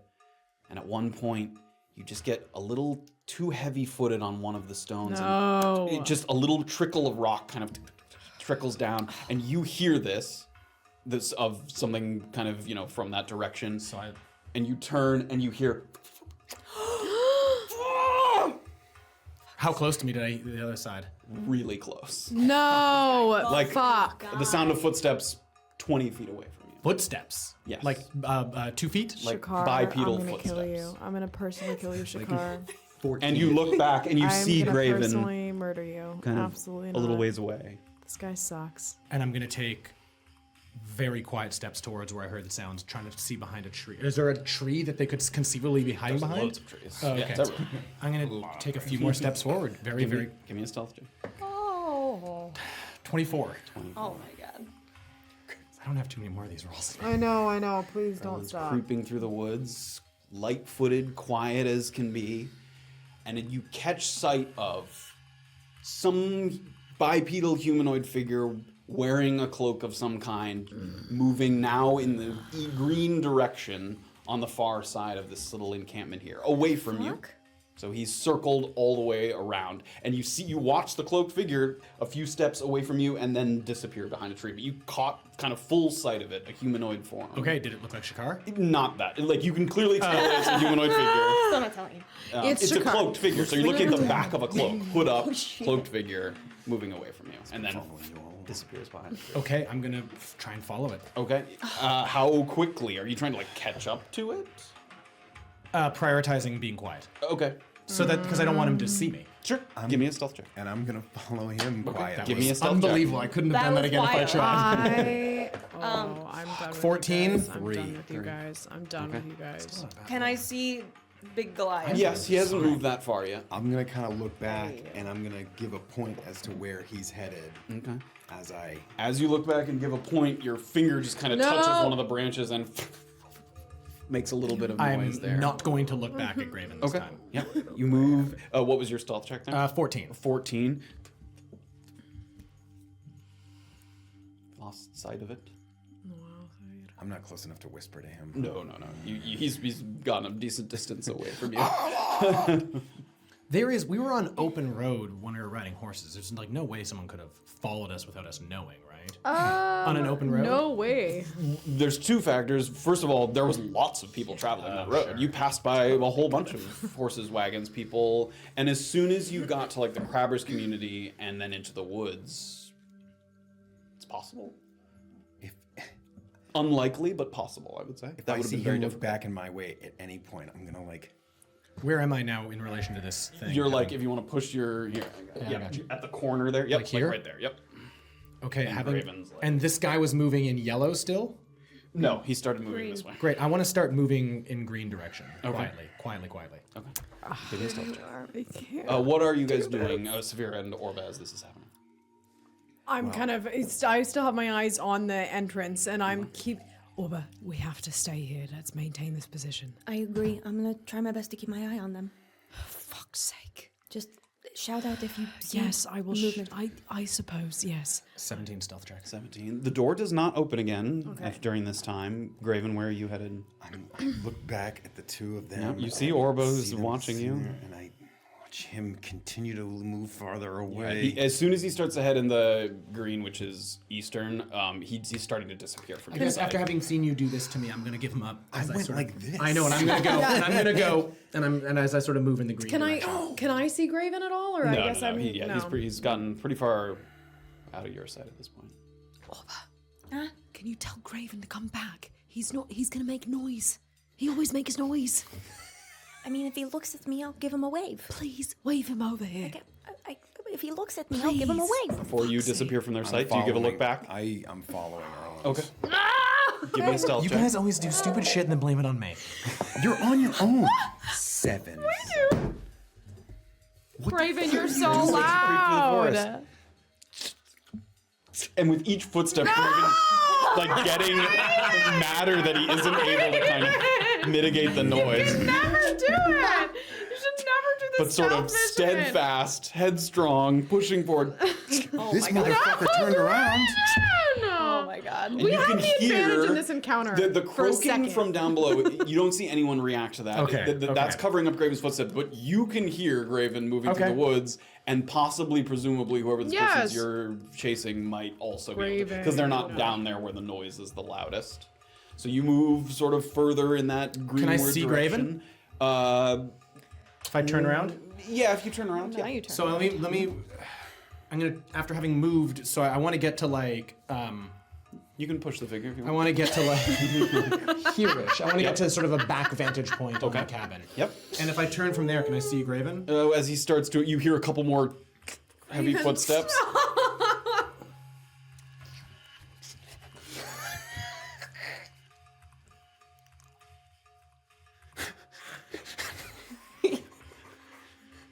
And I'm gonna sort of take first a look around me and see if I see any sight of this guy in Give the me a cloak. perception check. Safira, give me a perception check as well.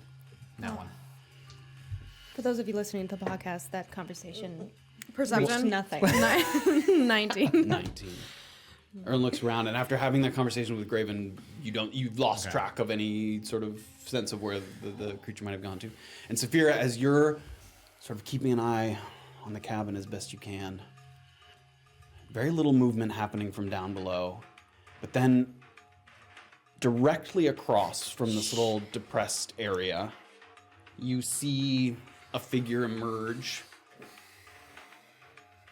Oh wow, he's far. That's kind of up on the ridgeline. So it's not down in this little area. You watch as a figure appears. It's too far away from where you are to see what it is Okay. without a spyglass or something to that effect. So you see something clearly not one of those things. That's I'm there. gonna grab Orba and kind of just, like try to point it out Okay, to her. Orba's gonna. Try to focus the spyglass a little bit. Give me a perception with advantage. Dirty 20. Yeah. So you see this figure kind of creep out from between a couple of the trees and stand there along the rocky ridge. A tiefling figure. Are you? Copper jewelry up and down his arms, and a rod kind of earring slicing through his ear there. This guy.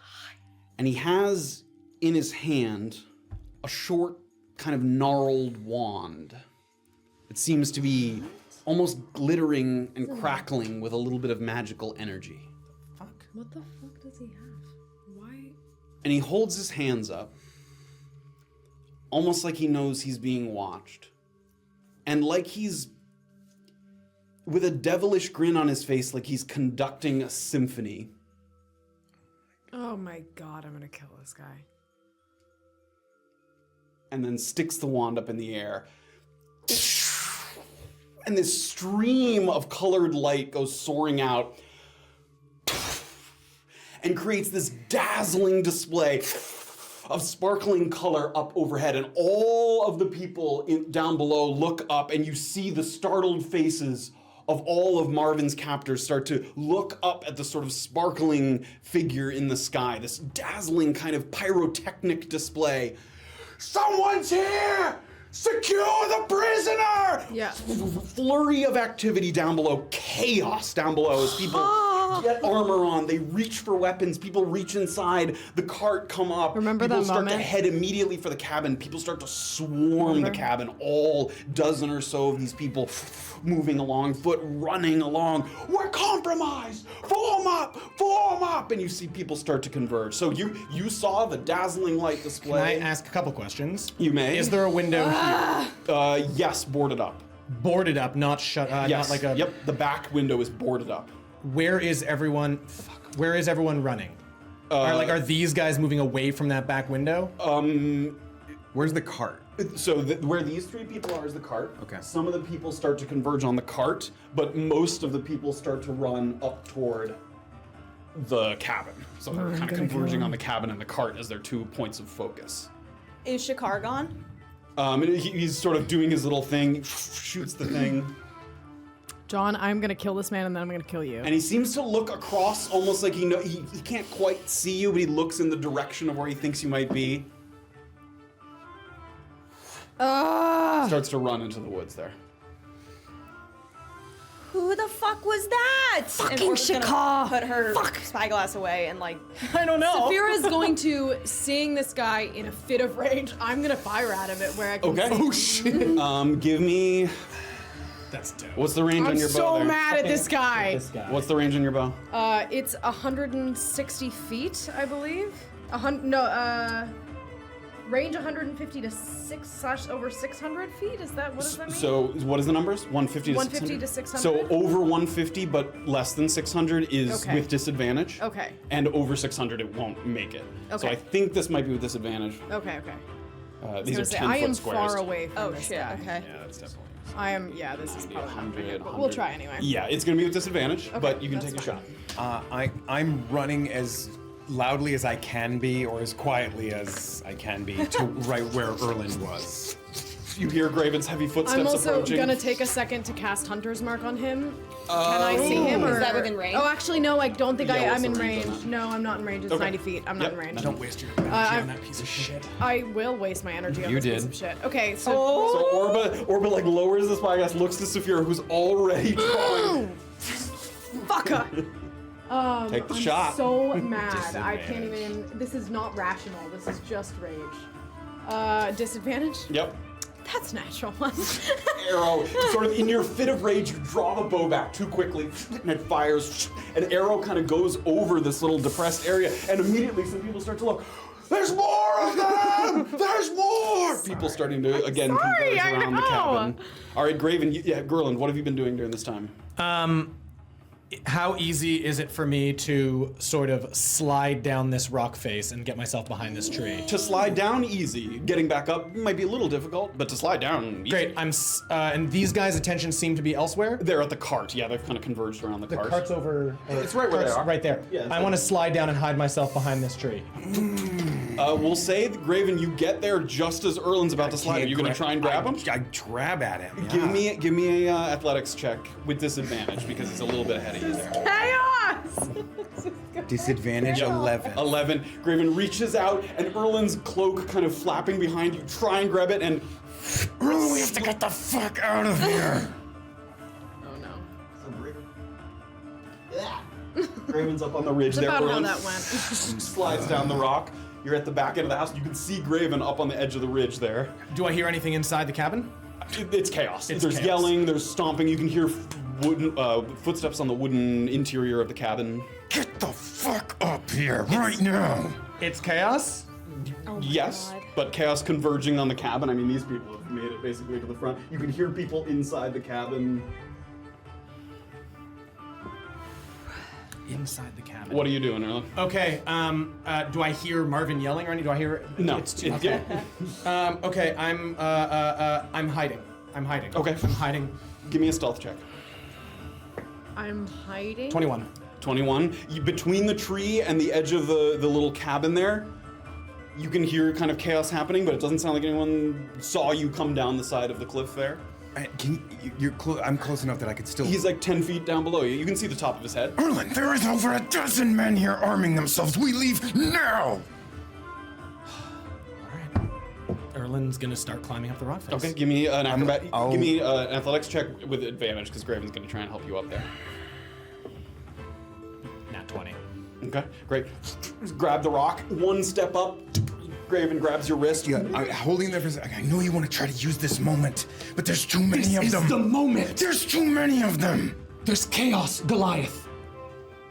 There's 12 men arming. You hear a door get kicked open. I'm pulling him up. Yeah, you've pulled him up. Yeah. A whole group of people are escorting That's Marvin. and escorted Marvyn Bishop, who's bound in rope, and they're pulling him along, and these people with the cart are moving to meet them We there. stay in the shadows. We use the Carillon if we can. Yes, We do yes, not engage yes, them or yes, let them know yes, that you I personally are here, fucking or I will agree. fucking kill you myself. I agree. This wasn't me.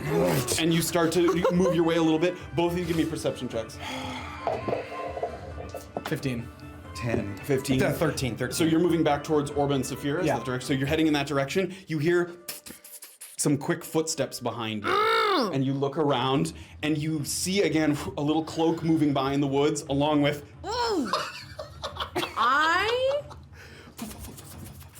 Not the time. Following, just heading back to Orba Okay. and Safira. Oh my god, I've never wanted to kill someone. Orba's gonna keep I didn't catch that? We'll say you did. Okay. Yeah, we'll say it together. You kind of heard that laughter and footsteps behind you. Orba's gonna bring her spyglass out as soon as she saw Marvyn leave that house, and she's gonna just assess what he's bound in, how he's bound, like anything Okay, like give me a that. perception check. 12. 12. He's bound in just rope, not manacles, Okay. but wrists as well as feet. They're literally like carrying him. Like he's kind of hopping a little bit, and he's gagged as well, so he's not yelling or making noise. So he's kind of hopping, and they're with their arms underneath his armpits, kind of God. helping him along, and they're moving him closer and closer to the cart. These two groups converge, and they kind of dump him into the cart there that's being pulled by one of the horses. Okay, quick question that I Yes. have. My pestifer canisters, can you describe what that flashbang is like and how it affected us as humans and humanoids? It makes a little pop and flash. If it's not undead, it doesn't have a. It's not like disorienting though. It's no, not bright enough. not for a non-undead creature. Okay, got it. What's the group doing? I'm And you can see also as they've converged on the cart, everyone loading up crossbows, people drawing swords. Every single person has at least one weapon on them. People Okay. putting helmets on, looking up into the surroundings, pointing their crossbows up at the ridge. Do I, based on, not in a metagamey way, but based on the fact that I was moving, like, I knew I was moving quietly. And, like, do I have a sense that this guy was moving in a inhuman way, perhaps assisted by myconid extract? No. No? No, he may have been moving in that way, definitely not. Going back on something that you asked earlier, the way that he seems to have followed you here, you can't help shaking the feeling that you would have noticed or heard or seen something before you got to this area. That the way he found you here, he had some way of finding you beyond just following you in the distance. Yeah, I know. I get it. I understand. Orba's gonna get down to the ground and Giralon? Lead them to the Giralon of some kind? We try and follow them quietly. We stay. They're already making Yes, enough noise, we, probably. We move quickly and quietly. Yeah, and, like adjacent. Yes. Okay. We keep them in our sights and we try and use the Giralon to our advantage. Okay. Okay, you know what else we can use to our advantage is our little friend over here. Maybe we can get him to cause a distraction. I think Shakar is fucked off by now. Who? This fucking monk that doesn't like Problems me. for another Together, time. let's go. The two groups converge, the cart together, and they're walking the cart slowly up this path. So the whole group, I mean, at this point, we're I getting assume off the that map. a cart can't move particularly quickly. It's not moving quickly. Great. Yeah, the horse is kind of plodding, and it's moving Horse is uphill like, a little "The bit hell too, is so going it's on?" moving slowly. Great. And the whole group is sort of flanking and trailing the cart, looking around, holding their crossbows up. So since they're causing such a commotion and they're far and they're moving so slowly, I want to try and make sure we're staying quite far away. Okay, yeah, we can Like say certainly you don't out have of to crossbow keep- range. Yeah. Sure, you guys are farther away. Give me stealth checks with advantage. You guys had the ability to make sure that you weren't within sight. nat 20. 19. Double 13. 21. 21. All right, you guys stay at a comfortable distance where you feel like a volley of arrows might not reach you, certainly before you could duck out of the way, and you keep them in your sight lines. So they start to move initially in a red direction, in a northward direction. They move up that little slope that you remember when you were first put in the cart. As soon as they get to the top of the ridge, though, they start to turn, and they start to turn blue first, so west, and then they move in that direction for a little bit. You stay trailing them from the sight lines from a distance, and then they turn again, and it looks like they're heading south. So Like not yellow. following the same trajectory that we followed to get here. No, it seems like they're heading away from Navikapura and Wamparani. Okay, got it. In the southbound And the direction. Giralon is a good. You saw him well north of here. Yeah. Do we know? Where was Marvyn put? Where was Marvyn put? Was he put in the cart? Yeah, I think Safira saw him get put in the cart. I did I was not. watching him as he was like tied up and stuff. Okay, Did yeah. I Yes, see you him? saw him get dumped into the cart. Yeah, he's in the cart. He's got ankles bound, wrist bound in rope, and he's also gagged. knowing that, can I see like a person in a cart, or is it covered? There's a cloth or? over it. Yep, you saw the cloth from before. So they dumped him in there, threw the cloth on top. Orba, is there any way you can get your hand in there so you can untie him? Not from this distance. I need to be within like 30 feet. Erland, We can this still. is too far gone. We're not at risk We're right not now. going to give up on this now. Engaging in this is We're not putting ourselves at risk. engaging. We're Look, staying we far can away. run out of it. We need to try There's to rescue still many this of guy. escape Until routes. they all fall down and die on their own? What are you talking about? We're just going to follow them south? Stay within sight. Stay within sight. I'll follow Erland. You guys follow him for a while. Do you follow along? For a little while. Okay. Trailing them behind. I mean, again, this whole sort of convoy moves. The cart moving very slowly, and the people moving, looking around. Erland, we have to make a decision. We have to stop them. We are not engaging. How far away is a crossbow distance? Like, how far away can crossbows shoot? Sure, we'll say that you know that information. Been shot at before. A light crossbow can comfortably shoot 80 feet, and then beyond, it can shoot up to 300 feet at disadvantage. So at a, When did this go from a scouting mission to killing 12 people? We don't necessarily need to kill all of them. What's the plan? Then what are we going to If do? you would give me a fucking second. All right, Tiefling, you need to get how close to untie him? 30 feet. Okay. All right. And that's not even untying. That's just casting the spell. This is over. We head north. You fucking owe me. And I'm holding up the band of the benefactor. There are too many. Fine, Do you Graven, want to then- die? You then leave. Then We leave. have to stay. We have to try to get this guy. You this have could be a to huge have lead. Marvyn Bishop? Yes, we have to have Marvyn Bishop. You are too invested in this. I don't know what your We're problem too is. invested in this. We are too invested. Staying like along as we're. I mean, If you want me to kill and you these- guys are still. If you want me to kill these 12 men right now, is that what you want me to do? No, we keep smart about this. We have plenty of escape routes still. Look, We're not trapped. No one's life is at risk what we right do now. have to do, Erland, is we have to stop them moving. How are we going to do that? Moving One is problem fine at a as long as time. we keep them in on sight. Moving we south stay with is them. not. We stay with them. And then what? We're figuring that out as we go here. We're not in danger yet. There is no act of God's coming. We kill them or we head north. They Graven's move right. along. They move further and further in a sort of southwestern direction. Graven's right, Erland. We have to stop them. We have to stop them now. We need to free Marvyn Bishop first so that he has a way to escape, and then we can start killing. We can't free him first. He's surrounded by 12 men. Exactly. We're going to have to create some kind of diversion. We're going to need to. Erland, you have bombs in your bag. No. You have to throw it in. You have to try something. Remind me I what a don't- Cruxia poison does? Just the space on it. It's poison damage. That's gonna hurt Marvin. Look, Also, it's contact poison. Erland, so you'd have look, to- we are at war. We either have to get this guy and get the information that he has, or Orba. someone else will. Do you Orba, understand? Come with me now. North. Now. We can't split up. Come on, Graven. There are too many of them. I cannot engage with this right now. If you don't come up with a plan right now, we're turning around. At this point, the little convoy's moved a little further, and you can see you're following them from a distance, but they're getting closer and closer to the road, like the main road. Like they're Erland. reaching the edge of the woods, the forest. We cannot do anything once they reach the main road. Get a bomb now. I don't have a fucking bomb. All right. No, I don't. All right. All right. They were taken. Oh, that's right. Orba, get within distance to try and untie Marvyn Bishop. I'll create a diversion.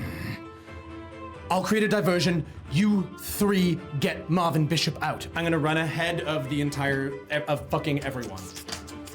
Fast as you possibly can. Okay, what are you doing? All right, I'm gonna get out of crossbow range. Okay, so farther than 80 or farther than 300? Because that's like the disadvantage range. Gonna get within disadvantage range. Okay, so between 80 and 300. Or actually, feet. no. I guess is 300 feet ahead like the road, or can I get 300 feet away? If you went 300 feet ahead of them, you'd be in the road. Yeah, they're approaching the edge of the. Okay, great. I'm just gonna get 80 feet away, over 80 feet away. Are you still trying to be unseen? While I'm running, yes. Give me a stealth check. How with close is Erland to me right now? Well, he started running. He's rapidly getting 8. further and further away from you. 8. Running as fast as you can. There's no way to disguise the That's sound fine. of your footsteps. You hear a bunch of people start to point across in your direction. I'm just gonna get 80 feet away from them.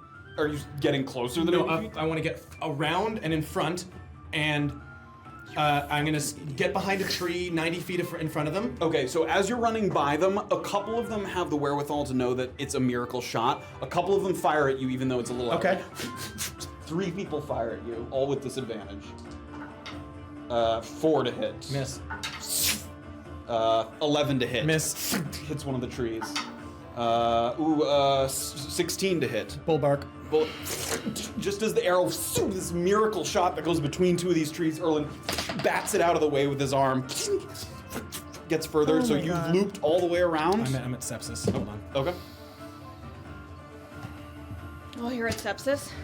Okay. Yeah, This is I know. D12. Hey, you guys talk about sepsis while I'm rolling this. Sepsis is a cool power that Erland has, but when he uses it too much, he has some negative effects, but he does get to pick between them and decide what his negative effects are. I did just use command homebrew in the chat, which links you to all of our PDFs with all of our homebrew elements. Basically, Please you feel free guys to were really in the peruse. shit. It's not good. It doesn't look good for The us thing he's at choosing all. right now is going to give him a bad thing, but also kind of give him a little bit of a good thing, but mostly Give me the 2 bad. bad things you're Mostly picking bad. between, just so we know. Okay, I'm deciding between osteoporosis, which always seems to happen, Does always. which So is brittle bones Brittle that- bones. yeah. I take -1, or blocked chakras. Whenever you try and use a key point, make a Constitution saving throw, DC 10. On a failure, the key ability fails. You don't use up the key point, but you cannot attempt to use a key point again until the start of your next turn. I am going to use that one because it also gives me +1 to hit. Okay, great. So that kind of feeling of not kind of having full control over your meditative body the way that you normally are as a monk. You feel kind of stiff in your joints, blood pulsing through your veins a little bit. You steady yourself. Again, the rest of the party can't see this, but veins sort of appearing in your face, kind of a greenish tint around your eyes as the myconid sort of sepsis sort of seeps in. What are you doing? All right, I'm gonna get out of range of them, and I'm gonna, as I'm running, yell, "I have the whistle! I thought I'd just bring it to you!" And I'm gonna come out holding the whistle.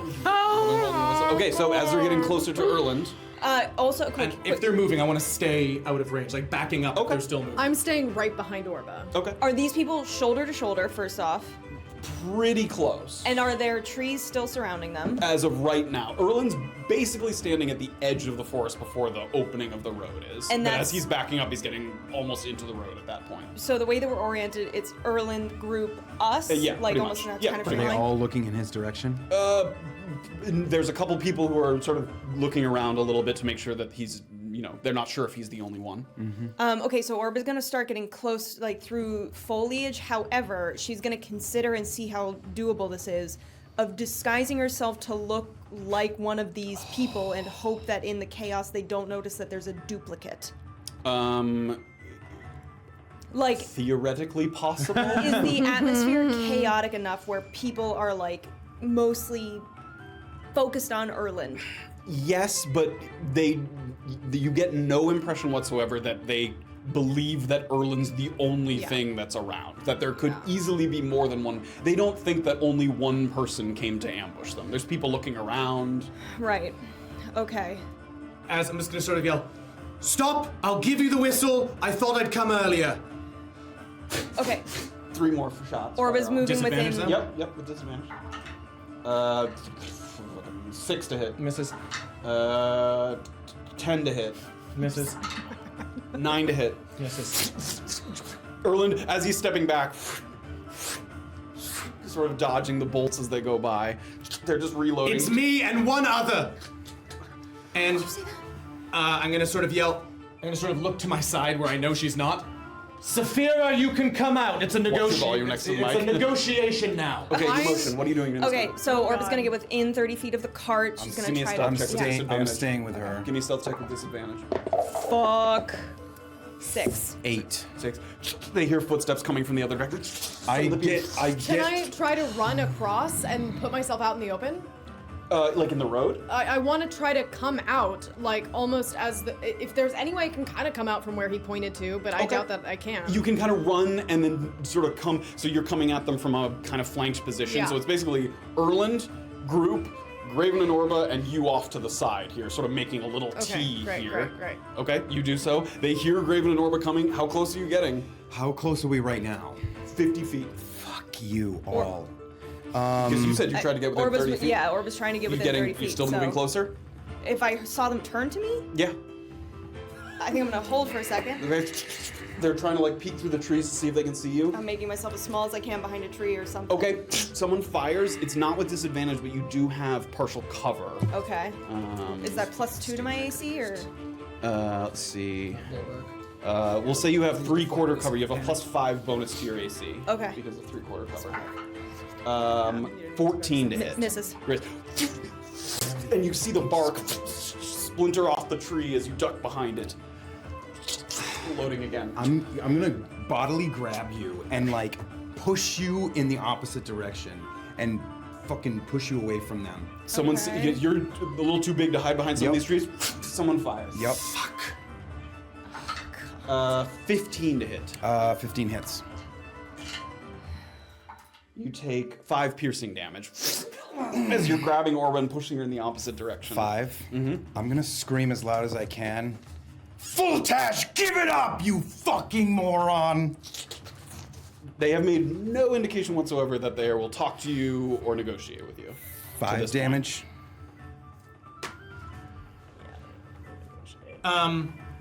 Okay. I'm going to put the whistle away, and I'm going to pull out my nunchaku and say, "You fucking idiots! You're surrounded."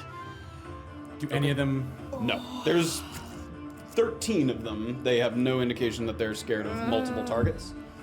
I'm gonna say, 3 more. Oh no! Can we see through to the other side to see that that is happening? You can that see he's where they're getting firing at. Yeah, you can definitely see if they're firing.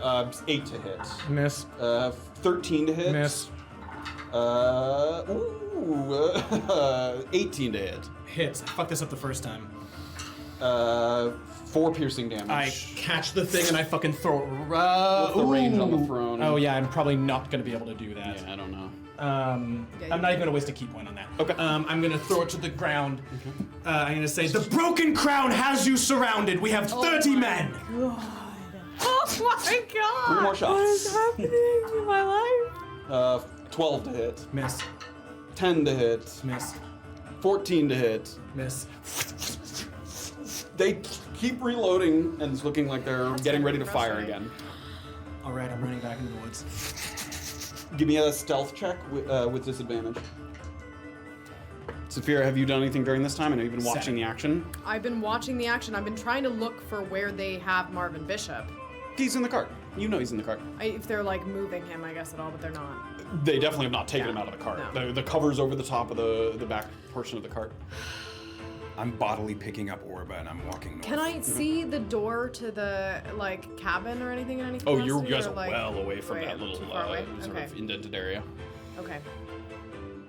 They take one more shot at Graven as he's pulling Orba away. Are you letting Graven pull you away? No. Give me a contested athletics check. You've tried this before. Don't pick a bitch up. 22. I don't think she can physically roll a 22. Pretty good. Oh, it's a what check? Oh, she really? Athletics check. Athletics? You're gonna fight for it though. 18. Graven scoops Orba. She grabs one of the branches of the nearby trees and gets pulled away at the last second. Someone does take a shot at Graven. Yep. There. 13 to hit. Hits. You take 6 piercing damage. I'm gonna I'll use the stone's endurance on that one. Feel the mountain blood flowing through your body. So I use a D12. Yeah. 2 plus 3. 5 of it gets deflected, but I do take 1. Okay, great. You take a little bit of. You feel your skin hardening, and it just pierces through the skin a little bit. What was your stealth check?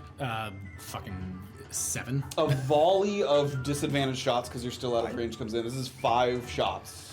And with that last hit, I'm gonna. It's over! 10 to hit. Miss. Ooh, 15 to hit. Miss. 11 to hit. Miss. 4 to hit. Miss. 5 to hit. And 17 to hit. Oh, there we go.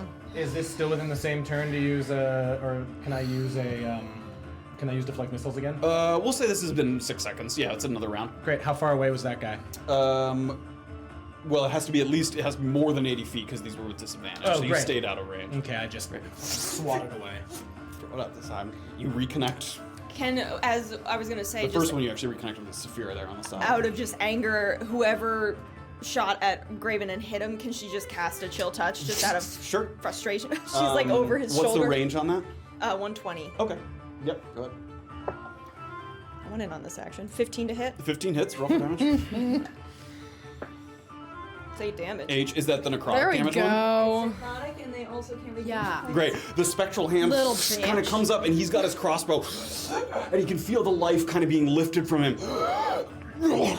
And he kind of steadies himself a little bit. Just mouths infernal profanities under her breath.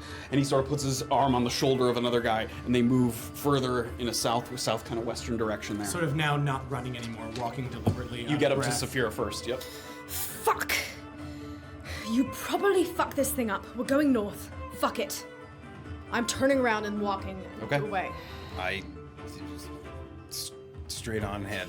Okay. You're not putting me I'm down? putting you down. You have a until moment alone here. Yep. Marvyn! I'm sorry! And I'm gonna start moving north. Not even gonna look at Graven. I'm just gonna start moving back. And that's where we're going to end tonight's episode. God. That was a nightmare. I'm so sorry. Oh no. We're gonna kill Shakar. I take back everything I said. That guy's getting murdered. I hope we didn't blow out the mics too much, myself included. I know, no, you had some very good microphone technique. Oh my god. That is where we're going to end. That's quite possibly, That was one The of the worst most we've ever done. frustrating. Well, that No. wasn't our fault. wasn't it? Shakar fucking shot right. our. Is- I think it was specifically your fault. It was I specifically rolled your fault. so well. Oh, but it was your strategy. It was the fact that you pissed off someone so much that they came and ruined. Who took the back a magic? little bit. Who grabbed the magical note and gave it to the group that tracked us? That you can say quietly until later. Let's focus on the good things, which is new subs and bidders. Oh god, you guys are killing me. That was with these. non-stop action, so thank you for bearing with us. while we, Yes. I'm sorry if I yelled. Oh yeah, I should probably double back. Oh, okay, so Hopeful Optimist did another 200 bits, making it 400 total for the night, I Thank you think. very It was a little hectic there for a second. We got SK Larry QC with a sub, and then we got, oh gosh. Oh yeah, Azure gifted like 5 subs. Thank you guys. Really. Azure White gifted What 5 subs. We're early so on. pleased that you are here with us on this journey. We appreciate it. Johnny's actually happy. I swear to God, I'm so happy you're all here. So Marvyn, thank you for the song. Thank you for the band. Thanks, Marvyn. We're so sorry. Oh my god. Man, Marvyn, poor buddy. We really screwed his life up, didn't we? You alright? No, we didn't. We tried to fucking save And the dude. incensed Graven. Oh yeah, after we. You gave this actual note to me, right? This is on my person. Yeah, I did Yes. actually give that note Great. to you. That is yours. I have a copy of it too. I think You can track both find of us at some the same time. someday. With Erland shouting into the woods and with the group taking a slow trek back to Wampanoag, that is where we're going to pick it up next week with chapter 95 of The Peak Beneath the Veil. Thank you guys so much for joining us. We'll pick it up right there and we will see what else we can get done in Nubikapura before our departure Or not get done. or not We're not good on done. the morrow. That's also More a likely. possibility. Any other last closing thoughts? Me too. Is this Well worse done, everybody. than dropping that I fucking was thing just in gonna Josko's say. mouth? This I feels don't think it is This worse is than- worse. Because the stakes were this is fairly awful. The low. stakes were actually. We were just playing a puzzle game. No, the stakes are. The this fall is was definitely hard, worse. This is worse. but the stakes were This low. is the biggest fail I think we've had in the campaign as far as like major plot. I think wait it for would have Grim- been a worse fail if we had continued. Yeah. Well, it Dude, could have. I It can't could wait have for the ended in a for party Grimari member to be death the if we Chimera, and he's continued. like, You're if you not had just wrong. had my diary and I'm written just to me, I mad. would Spears have. mad. Oh my god. Just We're about to horrible. have a huge fight, guys. Yeah, we are about to have a huge. Tune in next week for when the whole party hates We're each a other. 3.5-hour argument. Yeah. We're gonna have to roll initiative for this fucking emotional Yeah, I fight that know. we're about to So have. you can each take turns Yeah. yelling at each other, so everyone's not yelling at the same time. You have 6 seconds to yell as much as you want, and then You're someone a piece of else. shit. Next up, as a reaction, Graven's going to see I'd a like to joust. Reaction I'd smack like to say. him as a reaction. Graven's going to have a drink and watch a joust. Fuck all y'all. man. Graven. Oh, That was the first time, actually, very sweetly, Graven, you really tried to save us from a bad interaction, and we were like, no, we need a murder. Graven's Usually I you're the used one my starting the eyes bad and interaction. I saw no, Mr. what the reality no, Mr. was. Hold Person. Who did you hold person that was That the was one scary? guy. That was if I one had guy that a was the s- size of a house. If I had a single spell slot, Can you hold there people? would have been hold personings going on. Oh my god. But I didn't. And that's the point. Hold. This is a preview of next week's argument. Yeah, enjoy it now. Have an awesome night, everybody. Oh, thank you Next all week, so same very time, 7 much. o'clock. Thank you guys. We'll see you then. You're all the best. You Have a suck, great night. but you're the Yeah, best. you're the worst.